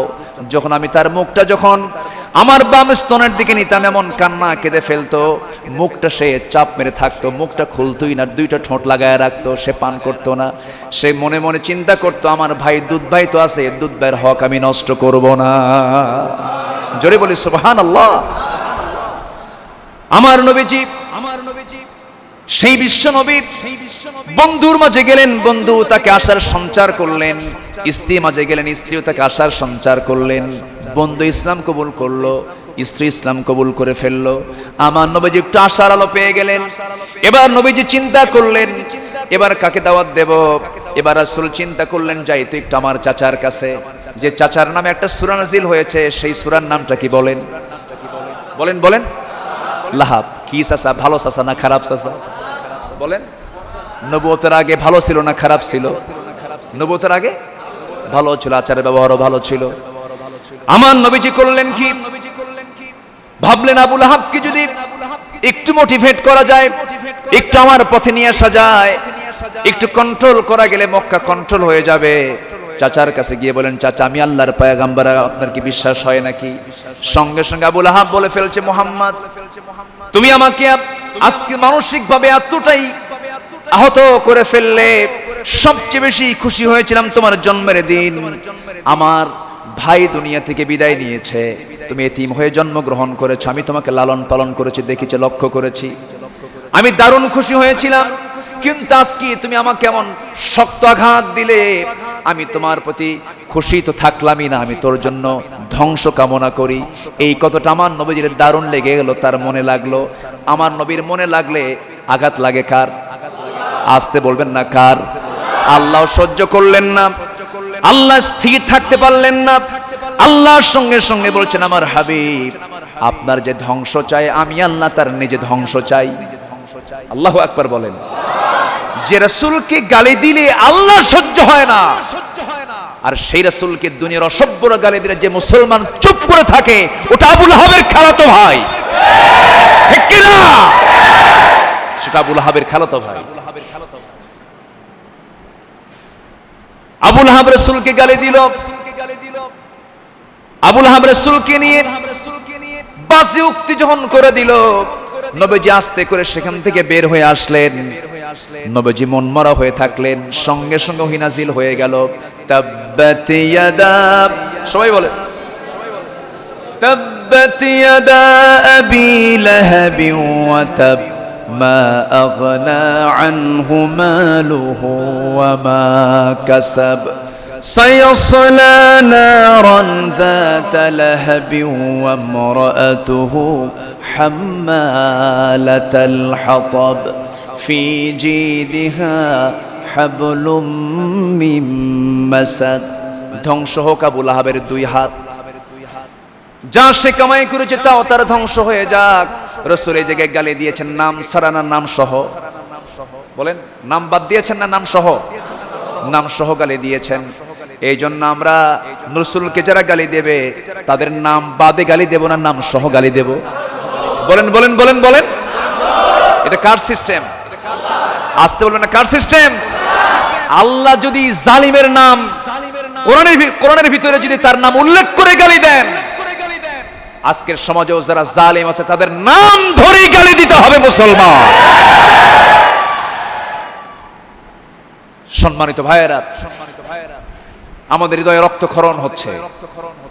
আশা ছিল যে গোটা পৃথিবীর দ্বিতীয় বৃহত্তম মুসলিম জনপদ বাংলাদেশ, সেই দ্বিতীয় বৃহত্তম মুসলিম জনপদ বাংলাদেশের প্রতিনিধিত্ব যারা করছেন, দেশ যারা চালাচ্ছেন, রাষ্ট্রীয় পৃষ্ঠপোষকতা যারা করছেন, অন্তত রাষ্ট্রীয় ভাবে এই কটূক্তির, এই ব্যঙ্গ কার্টুনের বিরুদ্ধে একটি রাষ্ট্রীয় তীব্র নিন্দা আসা দরকার ছিল, ঠিক কিনা? কিন্তু তাদের এত লজ্জা কেন? তাদের এই বিষয়ে এত শরম কেন? আফসোস লাগে। সাধারণ একজন নেতাকে গালি দিলে যদি 7 বছর 10 বছরের জেল হয়, এত যদি নাচতে পারেন, রাসূলকে নিয়ে যারা যারা পৃথিবীর যে প্রান্তে হোক না কেন, আপনি সত্যিকারের মুসলমান হলে পরে আপনি নিঃসন্দেহে চুপ করে বসে থাকতে পারেন না, ঠিক কিনা? আপনার চুপ থেকে প্রমাণ করে এটাই আপনি ওই সমস্ত বাতিলদের দোষর। কষ্ট হচ্ছে? কার গায়ে কি যায় এটা দেখার সময় আব্দুল্লাহ আলামিন রাখে না। কার গায়ে গিয়ে লাগবে এটা আমি দেখতে চাই না, কারণ আমার রাসূলকে আমি আমার কলিজার চাইতে বেশি ভালোবাসি। রাসূলের দুশমনেরা হুঁশিয়ার সাবধান, রাসূলের দুশমনেরা হুঁশিয়ার সাবধান, দুনিয়ার মুসলিম এক হও এক হও, আরে মোহাম্মদ যেখানে আমরা আছি সেখানে, নারে তাকবীর, নারে তাকবীর। সাহাবীদের ভালোবাসা কি ছিল দেখুন, সাহাবা কেরাম রাসূলকে কি পরিমাণ ভালোবাসা দিয়েছেন। সুবহানাল্লাহ। বউ নাই, ছেলে নাই, মেয়ে নাই, সম্পদ নাই, সব চলে গেছে, রাসূলকে ছেড়েছেন? আসতে বলবেন, রাসূলকে ছেড়েছেন? না। ওমরের সামনে এসে বলে, এক মুনাফিক এসে বলতেছে, ওমর বিচার চাইতে গেছিলাম, বিচার পছন্দ হয় নাই, তোমার কাছে স্থানী বিচার করতে এসেছি, দ্বিতীয় বিচার তুমি করে দাও। প্রথম বিচার কে করছে? বিশ্বনবী মুহাম্মদ সাল্লাল্লাহু। তার বিচার পছন্দ হয়নি? না, বসো, বিচার করে দিচ্ছি।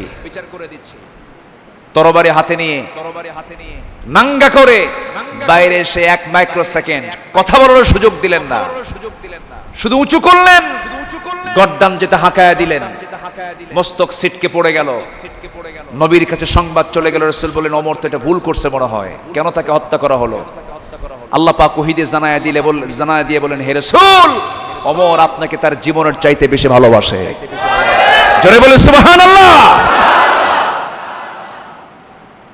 রাসূল এটা এমন একটি অপশন, আল্লাহকে আমরা কোনোদিন পাবো না কে ছাড়া? বলেন কে ছাড়া? তাই অস্তিত্ব তো এই জায়গায়। যদি কেউ আল্লাহকে সরাসরি পেতে চায় পাবে? আসতে বলবেন না, পাবে? পাবে না। ইবাদত করব কার পদ্ধতি দিয়া? রাসূলের আদর্শ আর হুকুম কার? রাসূলকে ছাড়া কোনো উপায় আছে? কোনো উপায় নাই। তিনি খেয়েছেন কেমনে? আদর্শ আছে না নাই? তিনি ঘুমিয়েছেন কেমনে? আদর্শ আছে না নাই? তিনি কথা বলেছেন কেমনে? আদর্শ আছে না নাই? ইবাদত করতে হলে পদ্ধতি লাগবে। মুহাম্মদ সাল্লাল্লাহু। কোরআন হলো থিওরিক্যাল। কোরআন কি? থিওরিক্যাল। আল্লাহ কোরআনটা দিয়েছেন, আর এটার প্র্যাকটিক্যাল রূপ হচ্ছেন মুহাম্মদ সাল্লাল্লাহু আলাইহি ওয়াসাল্লাম। আমার বন্ধুগণ, আমার নবীজি সবকিছুর বাস্তব নমুনা ছিলেন। সাহাবায়ে কেরাম রাসূলকে কি পরিমাণ ভালোবাসা দিয়েছেন। আল্লাহ পাক বলছেন, শোনো, আমার ভালোবাসা যদি পেতে চাও, তোমরা যদি আমার সঙ্গে সংযোগ স্থাপন করতে চাও, সরাসরি সংযোগ হবে না।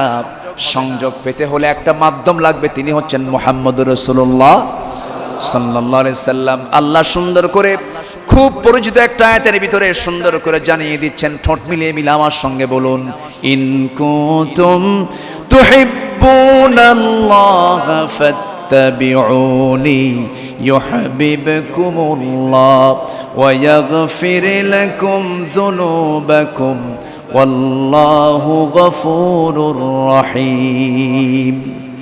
কি মোহাম্মদ से वफा तूने तो हम तेरे है, ये है जहाँ चीज है क्या लौह कलम तेरे है। মোহাম্মদ কে যদি ভালোবাসো, ভালোবাসা পাবে আমার।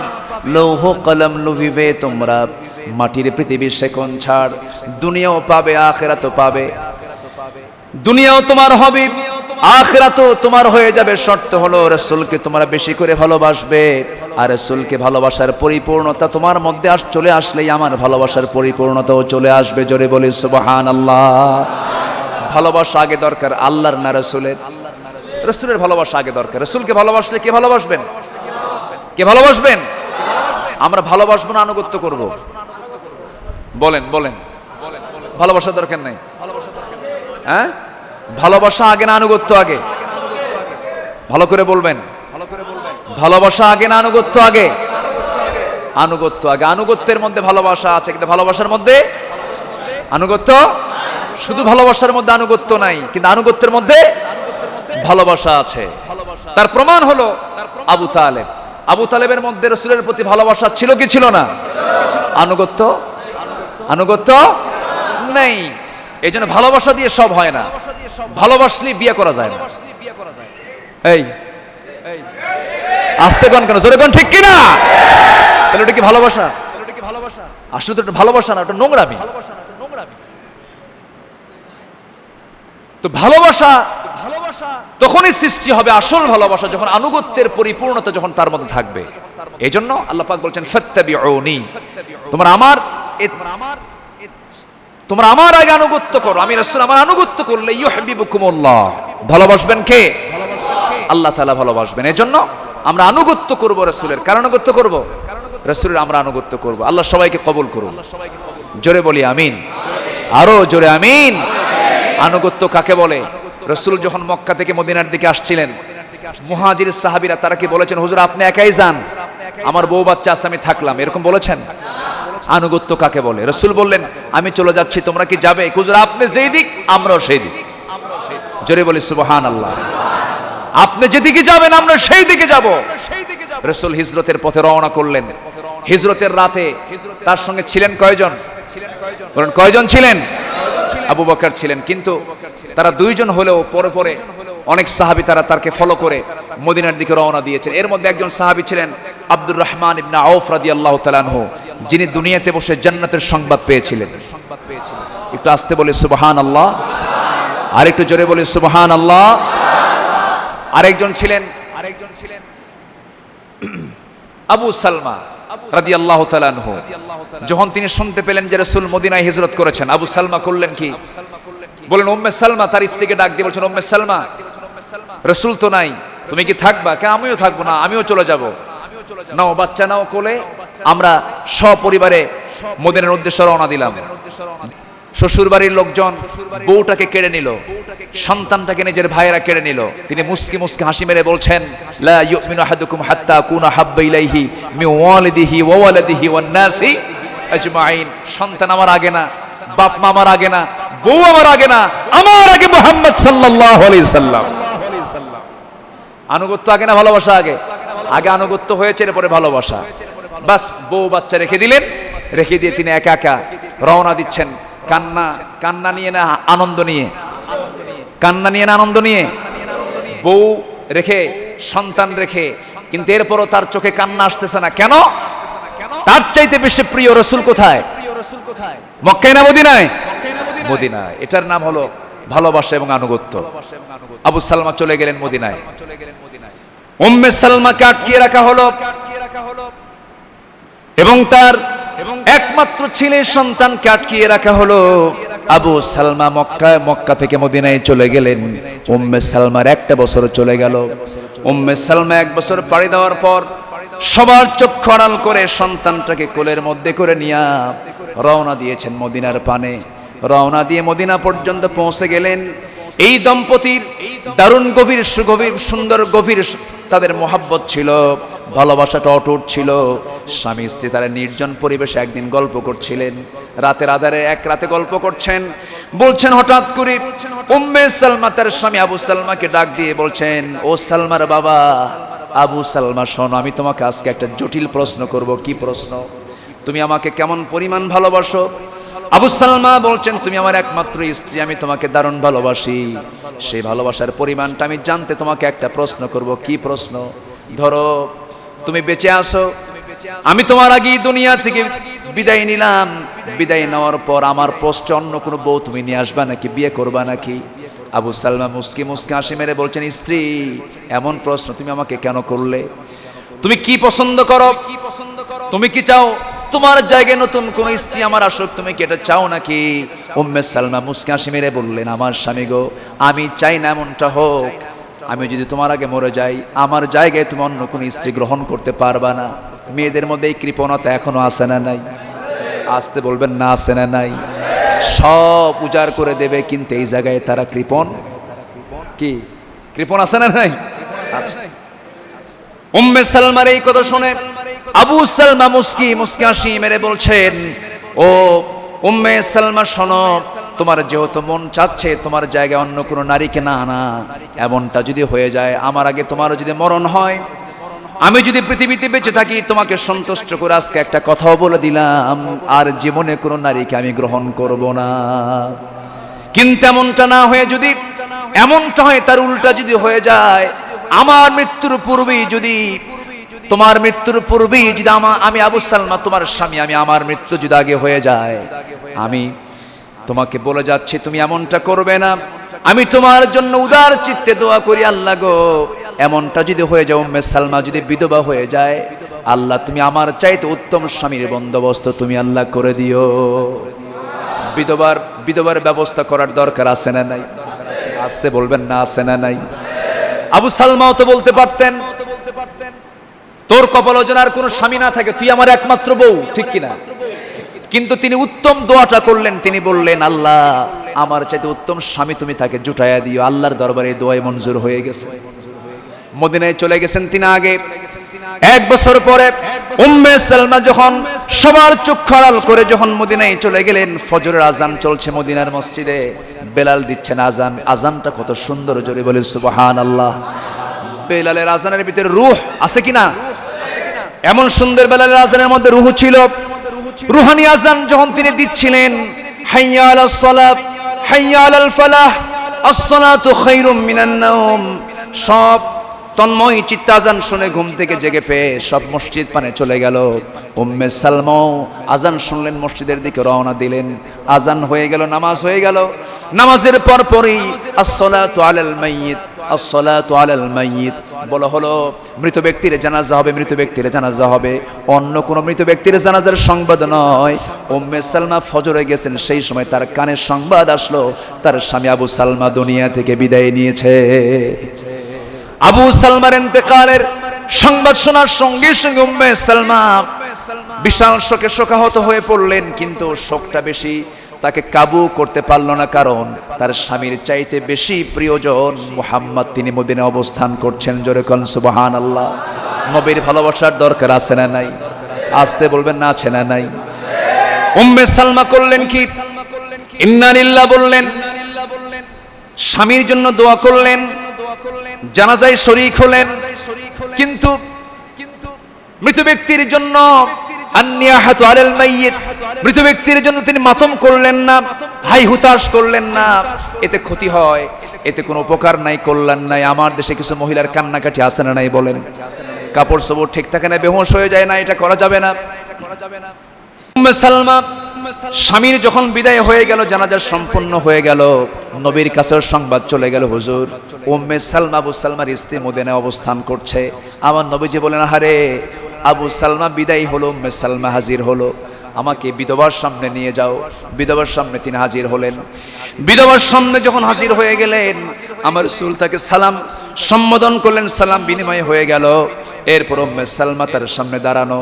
রাসূল বলছেন, শোনো উম্মে সালমা, চিন্তা করো না, তুমি যার সামনে দাঁড়িয়ে আছো আমি তো আখিরের জামানার পয়গম্বর, আমি তো আল্লাহর নবী। তোমার কোনো টেনশন নাই, তোমার কোনো চিন্তা নাই। তোমার সন্তানটা আমার কোলে তুলে দাও, আজকে থেকে তোমার সন্তান আমার সন্তান বলে বিবেচিত হবে। আমি সন্তানটা দেখবো, আমি সন্তানকে লালন পালন করব, আমি এতিমের ভরণ পোষণ আমি দেব। এতিমের সর্দারের কাছে যেহেতু এসেছে, তার কোনো টেনশন নাই। এরপরে বললেন, শোনো উম্মে সালমা, তোমার জন্য আমার অনেক সাহাবী আছে, সুন্দর একজন সাহাবী তোমার জন্য আমি জুটাইয়া দেব, তুমি কোনো চিন্তা করো না, প্রস্তাব আজকে দিয়ে দেব। উম্মে সালমা বলছেন, ইয়া রাসূলুল্লাহ, আমার জানা মতে এই দুনিয়া জুড়ে আমার স্বামী আবু সালমার চাইতে উত্তম কোন পুরুষ আর দুনিয়াতে আর কেউ নাই।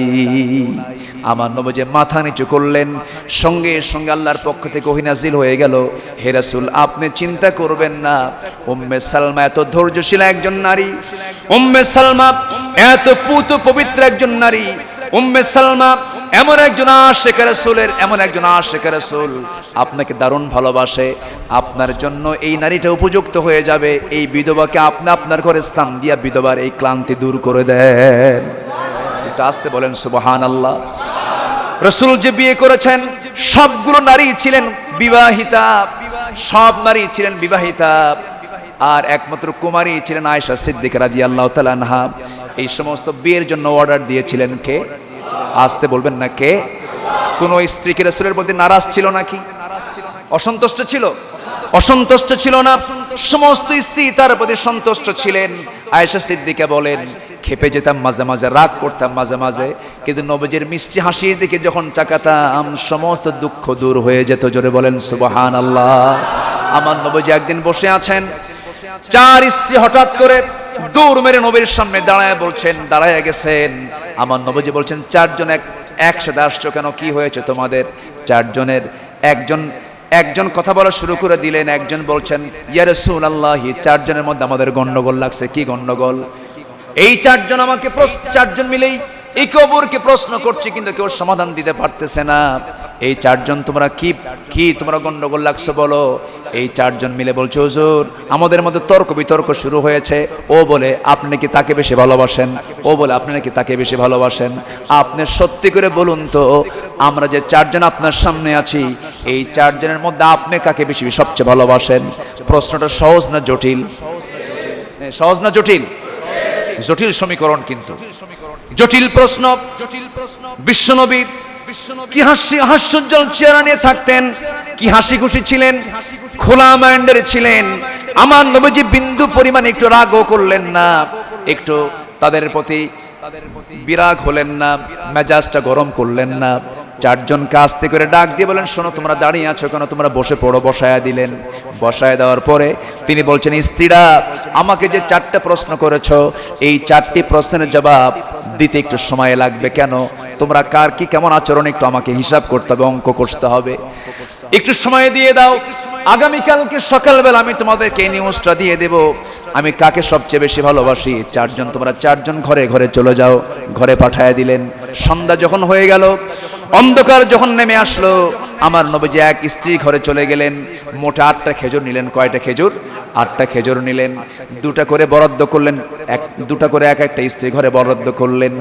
2টা খেজুর হাতের মধ্যে পৃথক ভাবে নিয়ে 6 খেজুর পাশে রেখে আয়েশার ঘরে গিয়ে বলছেন, আয়েশা রে, আমি তোমার ঘরে আসছি লুকোচুরি করে, কেউ কিন্তু জানে না, অন্য কোনো বইয়ের কাছে এই সংবাদটা নাই।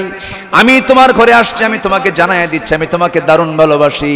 এই যে 2টা খেজুর আমি তোমাকে দিয়ে দিলাম, আর আমি তোমাকে যে 2টা খেজুর দিয়ে বললাম আমি তোমাকে দারুণ ভালোবাসি, এই কথা যেন অন্য কোনো বউদের কানে না যায়। হুজুর কাউকে বলবো না আমি।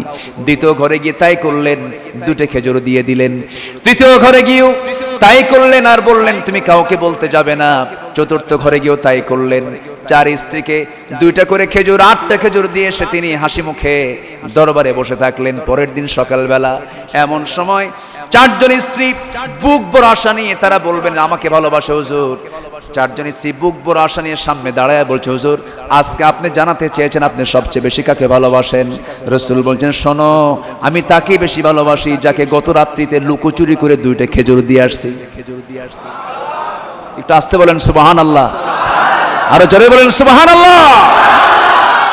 এ তো পরিবার চালালেন, রাষ্ট্রেও তার যোগ্যতা আছে না নাই? রাষ্ট্রেও তার যোগ্যতা আছে না নাই? যুদ্ধে তার যোগ্যতা আছে না নাই? কোন জায়গায় তার যোগ্যতার ঘাটতি ছিল? সেই রাসূলের যোগ্যতাকে পছন্দ না করে কোন সাতামতার যোগ্যতা তুমি গ্রহণ করো? সব নেতার মুখে আমরা জুতা মারি, রাসূলুল্লাহর নেতৃত্ব আমরা গ্রহণ করি। সমস্ত আতিপাতি বেনামাজি নেতার চরিত্রকে আমরা থুতু দেওয়ারি, নবীজির নেতৃত্ব আমরা গ্রহণ করি। সব নেতা আমরা মাইনাস করি, নবীজির নেতৃত্বকে আমরা প্লাস করি। সবাইকে রাজি আছেন? এই হোক সিরাত মাহফিলের মূল শিক্ষা। আল্লাহ সবাইকে কবুল করুন। জোরে বলি আল্লাহুম্মা আমিন। নবীজি ঘরে যেমন বাইরে তেমন, নবীজি অন্ধকারে যেমন আলোতে তেমন, নবীজি পরিবারে যেমন সমাজেও তেমন। আল্লাহু আকবার। তার সব কিছু ওপেন করে দিয়েছেন কে? রাতের আধারে তিনি বউয়ের সঙ্গে কি আচরণ করতেন তার কথাও আছে না নাই? আবার দিনের আলোতে তিনি কি করেছেন তাও সে কথাগুলো আছে না নাই? পৃথিবীর কোনো মানুষ বুক উঁচু করে বলতে পারবে না আমার 24 ঘন্টার সমস্ত কর্মকাণ্ড সবার সামনে ওপেন করো, বলতে পারবে? আয়নাতে যদি নিজের চেহারা না দেখা যেত, যদি দেখা যেত চরিত্র, কেউ আয়না চোখই দেখতো না। ঠিক কিনা? কি বলেন? আয়না চোখ রাখতো না। আমার নবীজি এমন একজন নবী, তিনি বলেছেন আমার 24 ঘন্টার সকল কর্মকাণ্ড সবার সামনে ওপেন করে দাও। এমন হিম্মত কারো আছে? এমন হিম্মত কারো আছে? সেই রাসূলকে মানবা না, সেই রাসূলকে তোমরা মানতে চাও না, সেই রাসূলকে তোমরা গ্রহণ না করে কোন নেতৃত্ব মানো? সব দেখেছি আমরা, সমস্ত নেতৃত্বের ভিতরে ত্রুটি, দোষ, সমস্যা আছে না নাই? এক চরিত্রে কোনো দোষ নাই, তিনি হচ্ছেন নবিয়ুনা সাইয়্যিদুনা রাহমাতে আলম রাসূল আকরাম জনাবে মুহাম্মদুর রাসূলুল্লাহ। আল্লাহ পাক সবাইকে বোঝার তৌফিক দান করুন। জোরে বলি আমিন, আরো জোরে আমিন। আল্লাহ তুমি সবাইকে দিন বোঝার তৌফিক দিয়ে দাও। আল্লাহ তুমি সবার ভিতরে কোরআনের নূর ঢুকিয়ে দাও। আল্লাহ তুমি সবাইকে কোরআনওয়ালা বানাও। জোরে বলি আল্লাহুম্মা আমিন। আমি তো চিন্তা করতেছি আপনাদের প্রচুর গরম লাগতেছে। আমি কোনো জিকিরও দেই নাই, টাইমও নেই নাই, চাও খাই নাই। আলোচনার মাঝে চেষ্টা করেছে এক লাগাম কিছু কথা বলার জন্য। আল্লাহ তুমি সবাইকে কবুল করো। যতটুকু হয়েছে আমরা বলে ফেলি আলহামদুলিল্লাহ। আমরা কাপড় ধুইলে পরে, থামেন, কাপড় ধুইলে পরে নিজেকে ভিজতে হয়। ঘাম ঝরালে কিছু প্রাপ্তি আসে, রক্ত ঝরালে বাস্তবতা কিছু প্রতিচ্ছবি আমরা দেখতে পাই, ঠিক কিনা? আমার ভাইয়েরা, দিনের জন্য রক্ত ঝরাতে হবে, ঠিক কিনা? দিনের জন্য জীবন দেওয়ার প্রস্তুতি নিতে হবে। সবাই রাজি আছেন তো? আল্লাহ তুমি সবাইকে কবুল করো। তোহা বিন নজরুল ইসলাম খুব টেকনিক্যালি আজকের এই মাহফিলটা বাস্তবায়ন করলো, আলহামদুলিল্লাহ। তার সুদক্ষ নেতৃত্বে এমন একটি মাহফিলের আঞ্জাম দিতে পেরেছে। আল্লাহ তুমি তাকে উত্তম জাযায়ে খায়ের দিয়ে দাও। আচ্ছা, আরেকটি বিষয়, আমি আর লম্বা কথা বলতে চাচ্ছি না, কারণ অনেক দূর থেকে অনেক লোকজন আসছেন। বাইরে কি লোকজন আছে? এখনো বাইরে লোকজন আছে, এখনো বসে আছে। আল্লাহু আকবার। আমি তো লোকজন সামনে থেকে একটু কম দেখতেছি, গরমের কারণে অনেকে চলে গেছে মনে হয়। ও মানে বাইরে গিয়ে আবার মনে হয় একটু। আচ্ছা, বলি আলহামদুলিল্লাহ। আমরা আজকে দুটো অপশন, এখানে দুটো প্রোগ্রামের আয়োজন করা হয়েছে। একটা হলো ভিত্তিপ্রস্তর স্থাপন, সেই কার্যক্রম আমরা বাদ মাগরিব এখানে সম্পন্ন করেছি, বলি আলহামদুলিল্লাহ। এই ভিত্তিপ্রস্তর স্থাপন কিসের? Cinema hall? হ্যাঁ, কি বলেন? গতানুগতিক কোনো স্কুল কলেজ না, এমন একটি প্রতিষ্ঠান এখানে স্থাপন করা হলো। এটা একটা জান্নাতের বীজ, জান্নাতের বীজ। এই বীজ এখানে বপন হলো, সেই জান্নাতের বাগানে সন্তানকে কি সবাই দিতে রাজি আছেন? চিন্তা ভাবনা না করে চোখ বন্ধ করে মাদ্রাসায় দিয়ে দিবেন।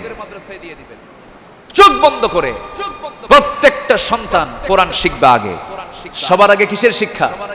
কোরআন শিক্ষা। পরে যা হয় হোক, ঘুষখোর হোক আর সুদখোর হোক, নাউজুবিল্লাহ কবেন না। কোরআন শিখলে কেউ সুদখোর হবে? কোরআন শিখলে কেউ ঘুষখোর হবে? হবে না। কোরআনটা শিখাবে না, সন্তানকে প্রথমে কোরআন শিক্ষা দিবেন। এর জন্য এই মাদ্রাসার জন্য 3টা কাজ করতে হবে। কয়টা কাজ? 3টা কাজ। 1 নাম্বার হলো দোয়া করা। 1 নাম্বার কি করা? সবাই বলেন 1 নাম্বার কি করা? দোয়া। সবাইকে দোয়া করবেন না বদদোয়া? বদদোয়া, বদদোয়া কিন্তু দোয়া, সুদোয়া, নেক দোয়া। আমরা সবাই নেক দোয়া করব, জোরে বলি ইনশাআল্লাহ। 1 নাম্বার নেক দোয়া। নাম্বার 2 হলো নিজের সন্তানকে মাদ্রাসায় দেওয়া। ভাড়াটি একটু আমাকে বলেছেন, হুজুর একটু বরকতের রুমাল পাঠায় দিলে ভালো হতো। আমরা যারা এসেছি যদি মাদ্রাসার জন্য আজকের এই সূচনা লগ্নে কিছু দান করি, এতে আমার আপনার কি কাওয়াতুব ইলাইক। আসুন আমরা দোয়া করি। তোহা দোয়া। আচ্ছা, মুহতারাম দোয়া করেন। আলী আহমদ ভাই দোয়া করে দেন। আমি ওই মুস্তাকিম বিল্লাহ। আচ্ছা, কি নাম? ওয়াজেদ আলী, তিনি দিয়েছেন 5000 টাকা। জোরে বলি মারহাবা। আল্লাহ কবুল করুন, নেক নিয়ত মঞ্জুর করুন, আব্বা আম্মাকে মাফ করুন। আসুন, যতটুকু হয়েছে বলি আলহামদুলিল্লাহ। আমার উপর মনে হয় আপনারা রাগ করেছেন নাকি? আমার উপর কি রাগ করেছেন আপনারা? আমি দারুণ খুশি হয়েছি, আমি খুবই আনন্দিত আপনাদের এই চাঁদমাখা মুখ দেখে। আল্লাহ যেন আমাদের এই মিলন মেলাকে হাসর পর্যন্ত গড়ান। তহাবিন জহুরুল ইসলাম 50,000 টাকা। তহাবিন জহুরুল ইসলাম, এবং তাকে তুমি সুযোগ্য সন্তান দিয়ে দাও।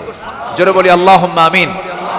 সে এখন প্রসেসে আছে, আলমে আরওয়াহ থেকে আলমে বুতুনে আছে। আলমে বুতুন মানে পেটের মধ্যে আছে। আল্লাহ যেন আলমে জাহানে নিয়ে আসে সুস্থ করে। জোরে বলি আল্লাহুম্মা আমিন। আরো জোরে আল্লাহুম্মা আমিন। আসুন দোয়া করি, আমরা আল্লাহর কাছে চাই আল্লাহ যেন আমাদেরকে মাফ করে দেন। সবাই খাওয়া দাওয়া করেছেন? খাইছেন সবাই? মিছা কথা, খাইছেন কই? এই তো ভাই, খাওয়ার ব্যবস্থা না, রুহানি খাওয়া তো আছেই, কিন্তু পেটের খাওয়া তো দরকার। আচ্ছা যাই হোক, আমরা একটু ত্যাগ স্বীকার করলাম, আজকে মনে হয় তারা খাবারের এরকম আয়োজনটা করতে পারেননি। সবাই আমরা যদি বাসায় গিয়ে খাই আর মনে মনে যদি বদ্দুয়া দিই, আল্লাহ ওরা খাওয়ালো না, আল্লাহ তুমি তাদেরকে না খাইয়ে রাখো, এরকম দোয়া করবেন নাকি আপনারা? না, আমরা যেন সুস্থভাবে যেন বাড়িতে ফিরতে পারি। আল্লাহ তুমি সবাইকে বাড়ি পর্যন্ত সুস্থ অবস্থায় ফিরে যাওয়ার তৌফিক দিয়ে দাও। ফজর নামাজ আমরা সবাই পড়বো তো ইনশাআল্লাহ? ফজর কাজা হবে, জোহর কাজা হবে, আসর কাজা হবে, মাগরিব কাজা হবে, এশা কাজা হবে। কাজা হবে কোনটা? বিড়ি বিড়ি কি কাজা হবে? দেখছেন, তাও বিড়ি খাবে। বিড়ি কাজা হবে, বিড়ি খাওয়া যাবে। হয়তো এতক্ষণ বসেছিলেন মসজিদের মধ্যে, এখন বাইরে যাই, খাওয়া হয় নাই, খাবো, কাজা হয়ে গেছে নাকি? এটা করা যাবে না। আলহামদুলিল্লাহ 20% জমি, 20% জমি, বাড়ি হলো বাগমারা, খতিব হলো মুগরইলের, ও নলডাঙ্গা। আচ্ছা আচ্ছা, বাড়ি হলো নাটোর, থাকে রাজশাহীতে, শ্বশুর বাড়ি ঝিনাইদা, খতিব হলো মুগরইল।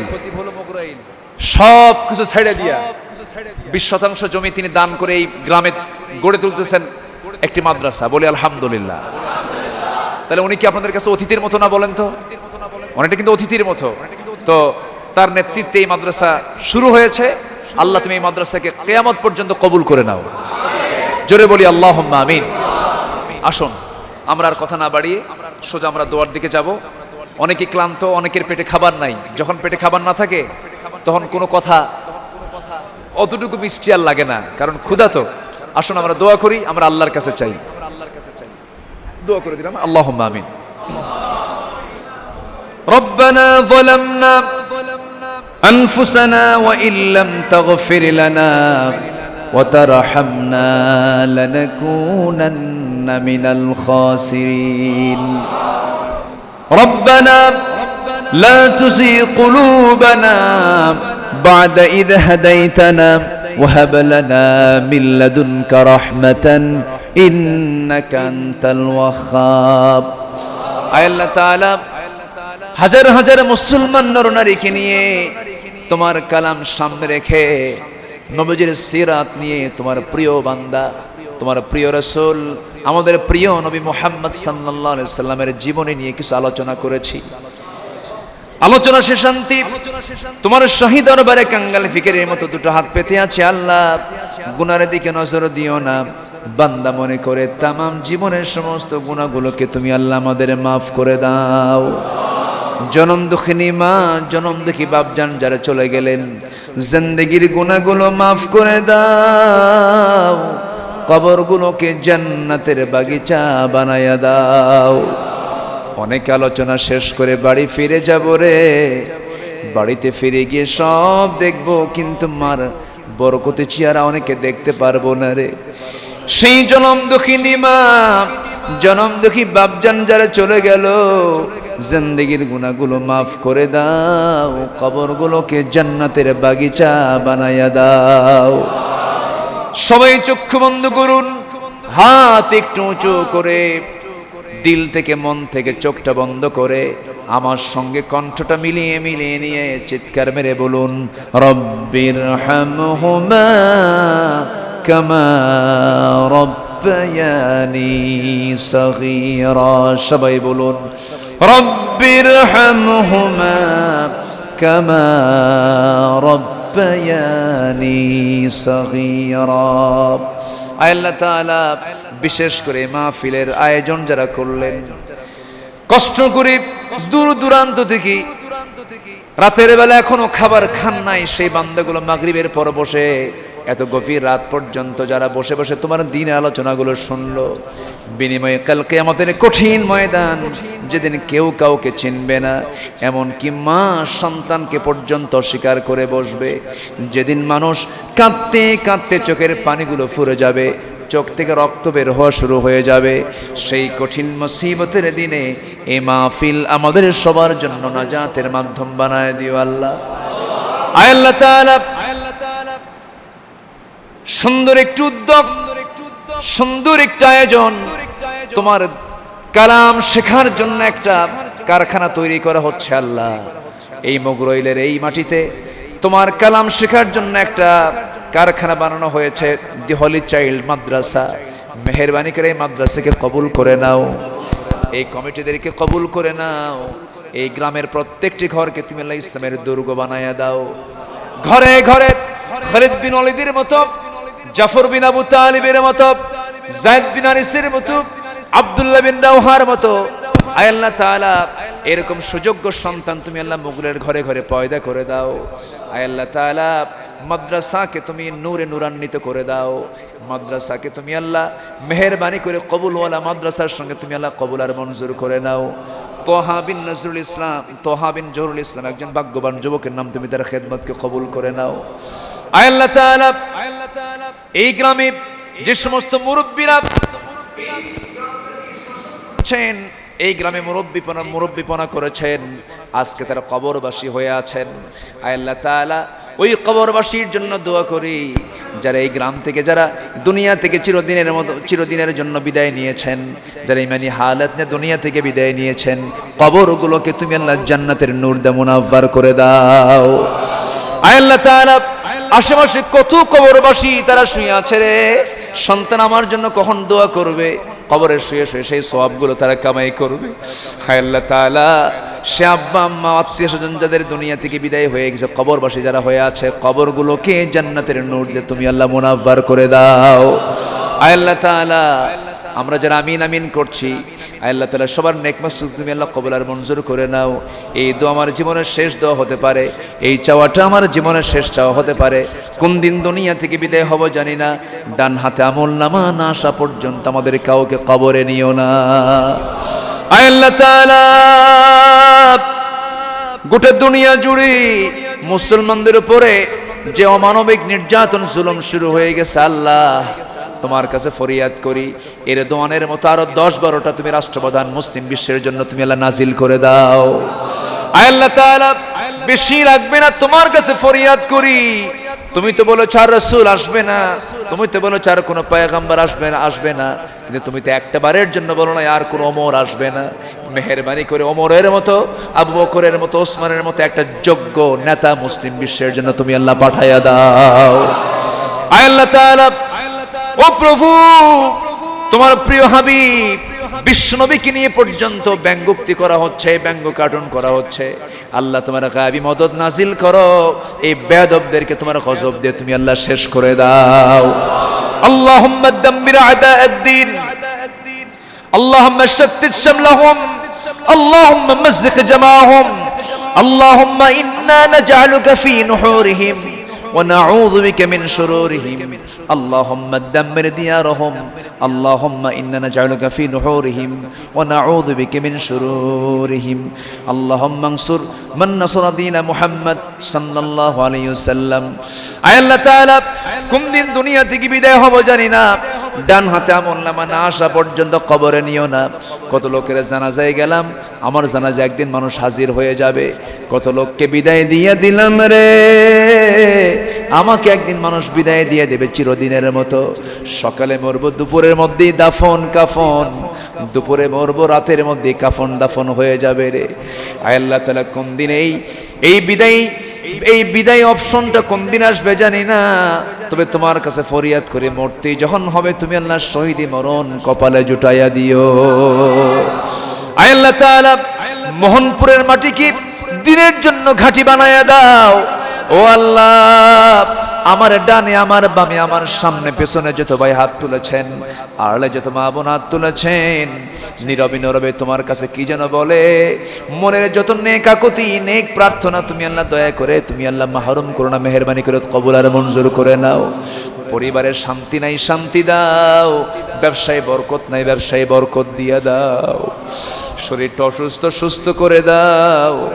আল্লাহ করোনার এই মহামারী থেকে বিশ্বকে বাঁচাতে পারবে পৃথিবীর কেউ না তুমি ছাড়া। আল্লাহ সমাজটা আজকে গোটা বিশ্বটা পাপে ভরপুর হয়ে গেছে। আল্লাহ মেহেরবানি করে সবচেয়ে বড় অস্ত্র বেহায়াপনা থেকে, বিজাতিদের বেহায়াপনা থেকে মুসলিম জাতিদেরকে তুমি আল্লাহ হেফাজত করো। আয় আল্লাহ তাআলা জিনা মুক্ত সমাজ গড়ার জন্য, আয় আল্লাহ তাআলা অসামাজিক কার্যকলাপ বন্ধ করার জন্য যে একমাত্র তোমার বিধান ছাড়া কোনো উপায় নাই, এটা আমাদের সবার মন মগজে তুমি আল্লাহ বদ্ধমূল করে দাও। আলী আহমদ আকন্দ একজন ভাগ্যবান মানুষের নাম, তুমি তার খেদমতকে কবুল আর মঞ্জুর করে নাও। ও আল্লাহ, একদিন তো দুনিয়া থেকে বিদায় হব রে। এই পৃথিবীতে আসার তো সিরিয়াল ছিল, যাওয়ার কোনো সিরিয়াল থাকে না। বাবার আগে ছেলে যায়, ছেলের আগে বাবা যায়, মেয়ের আগে মা যায়, মার আগে মেয়ে চলে যায়। কোন দিন দুনিয়া থেকে বিদায় হব জানি না। মালাকুল মউত কোন দিন হাজির হবে কেউ বলতে পারি না রে আল্লাহ। কিন্তু যখন মরণের ডাক চলে আসবে, পৃথিবীর কোনো ডাক্তার আমাকে বাঁচাতে পারবে না। ওষুধ চলবে না, চিকিৎসা চলবে না, আইসিইউ চলবে না, কোনো চিকিৎসা আমার কাজে লাগবে না। এই আল্লাহ, এই রুহটা যখন কবজ হয়ে যাবে রে, আমার দেহটা নিথর দেহ হয়ে জমিনে পড়ে থাকবে, আমাকে শেষ গোসলটা করাইয়ে দেবে। গোসল হয়ে গেল, সেলাইওয়ালা কাপড় কেচে দিয়ে কাটবে, কাপড়টা খুলে নিয়ে আমাকে সেলাইবিহীন কাপড় পরাইয়ে দেবে। মাথায় বাঁধন দেবে, পায়ে বাঁধন দিয়া দিয়া জানাজায় হাজির করাইয়া দেবে রে। বউ কাঁদতে কাঁদতে পাগলি হয়ে যাবে, সন্তানরা কাঁদতে কাঁদতে গলা ভেঙে যাবে, জানাজা শেষ হয়ে যাবে, মোরা মুখ সব দেখে দেখে যাবে। ভাই কাঁদবে ভাইয়ের জন্য, বোন কাঁদবে ভাইয়ের জন্য, কিন্তু কেঁদে কেঁদে লাভ কি? কিন্তু কান্না দিয়া তো কেউ আর আমাকে টানতে পারবে না রে। আমাকে টেনে হেঁচড়ে সব দেরি করবে না, লাশ পচে যাবে, গলে যাবে, ফুলে উঠবে, দেরি করবে না, তাড়াতাড়ি কাফন দাফন করে দেবে, আমাকে কবর পর্যন্ত নিয়ে চলে যাবে। কবরের শয়ে দেবে রে, শয়ে দিয়া আমার মুখটা খুলে দেবে, বাঁশ চাপা দেবে, মাটি চাপা দেবে।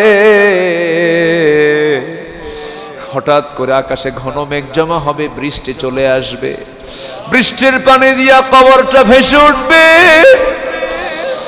উপরের বাঁশ সরে যাবে রে। কুকুর, শ্রীগাল, বিড়াল, সাপ, বিচ্ছু, পোকামাকড়ের বসবাস হয়ে যাবে। আল্লাহ, বুঝতে পেরেছি তুমি ছাড়া কোনো বন্ধু আমার নাই রে। এই চামড়ায় কত তেল দিলাম, এই চামড়ায় কত সাবান দিলাম, মাথার চুলে কত শ্যাম্পু দিলাম, মারা যাওয়ার সঙ্গে সঙ্গে সবার আগে চুলগুলো উপড়াতে থাকবে, দাঁত পড়ে যাবে, চোখের জ্যোতি শেষ হয়ে যাবে, পোকামাকড়গুলো চিৎকার মেরে বলবে, ও পোকারা সব আসো, দেখো কত বড় খাদ্য চলে আসছে রে। আল্লাহ, তোমার কাছে ফরিয়াদ করি, মেহেরবানি করে আমাদের সমস্ত কার্যক্রমকে তোমার মুখে আমাদের বানায়া দাও, আমাদের চেহারাকে তোমার মুখে বানায়া দাও। ফাকিম ওয়াজহাকা লিদ্দীন হানিফা, আল্লাহ আমাদের হানিফি হয়ে একনিষ্ঠ হয়ে তোমার পথ চেনার তৌফিক আল্লাহ আমাদের দিয়ে দাও। মরণের সময় যখন চলে আসবি, জবানে জারি করে দিও কালজয়ী কালেমা তাইয়্যিবা লা ইলাহা ইল্লাল্লাহু মুহাম্মাদুর রাসূলুল্লাহ।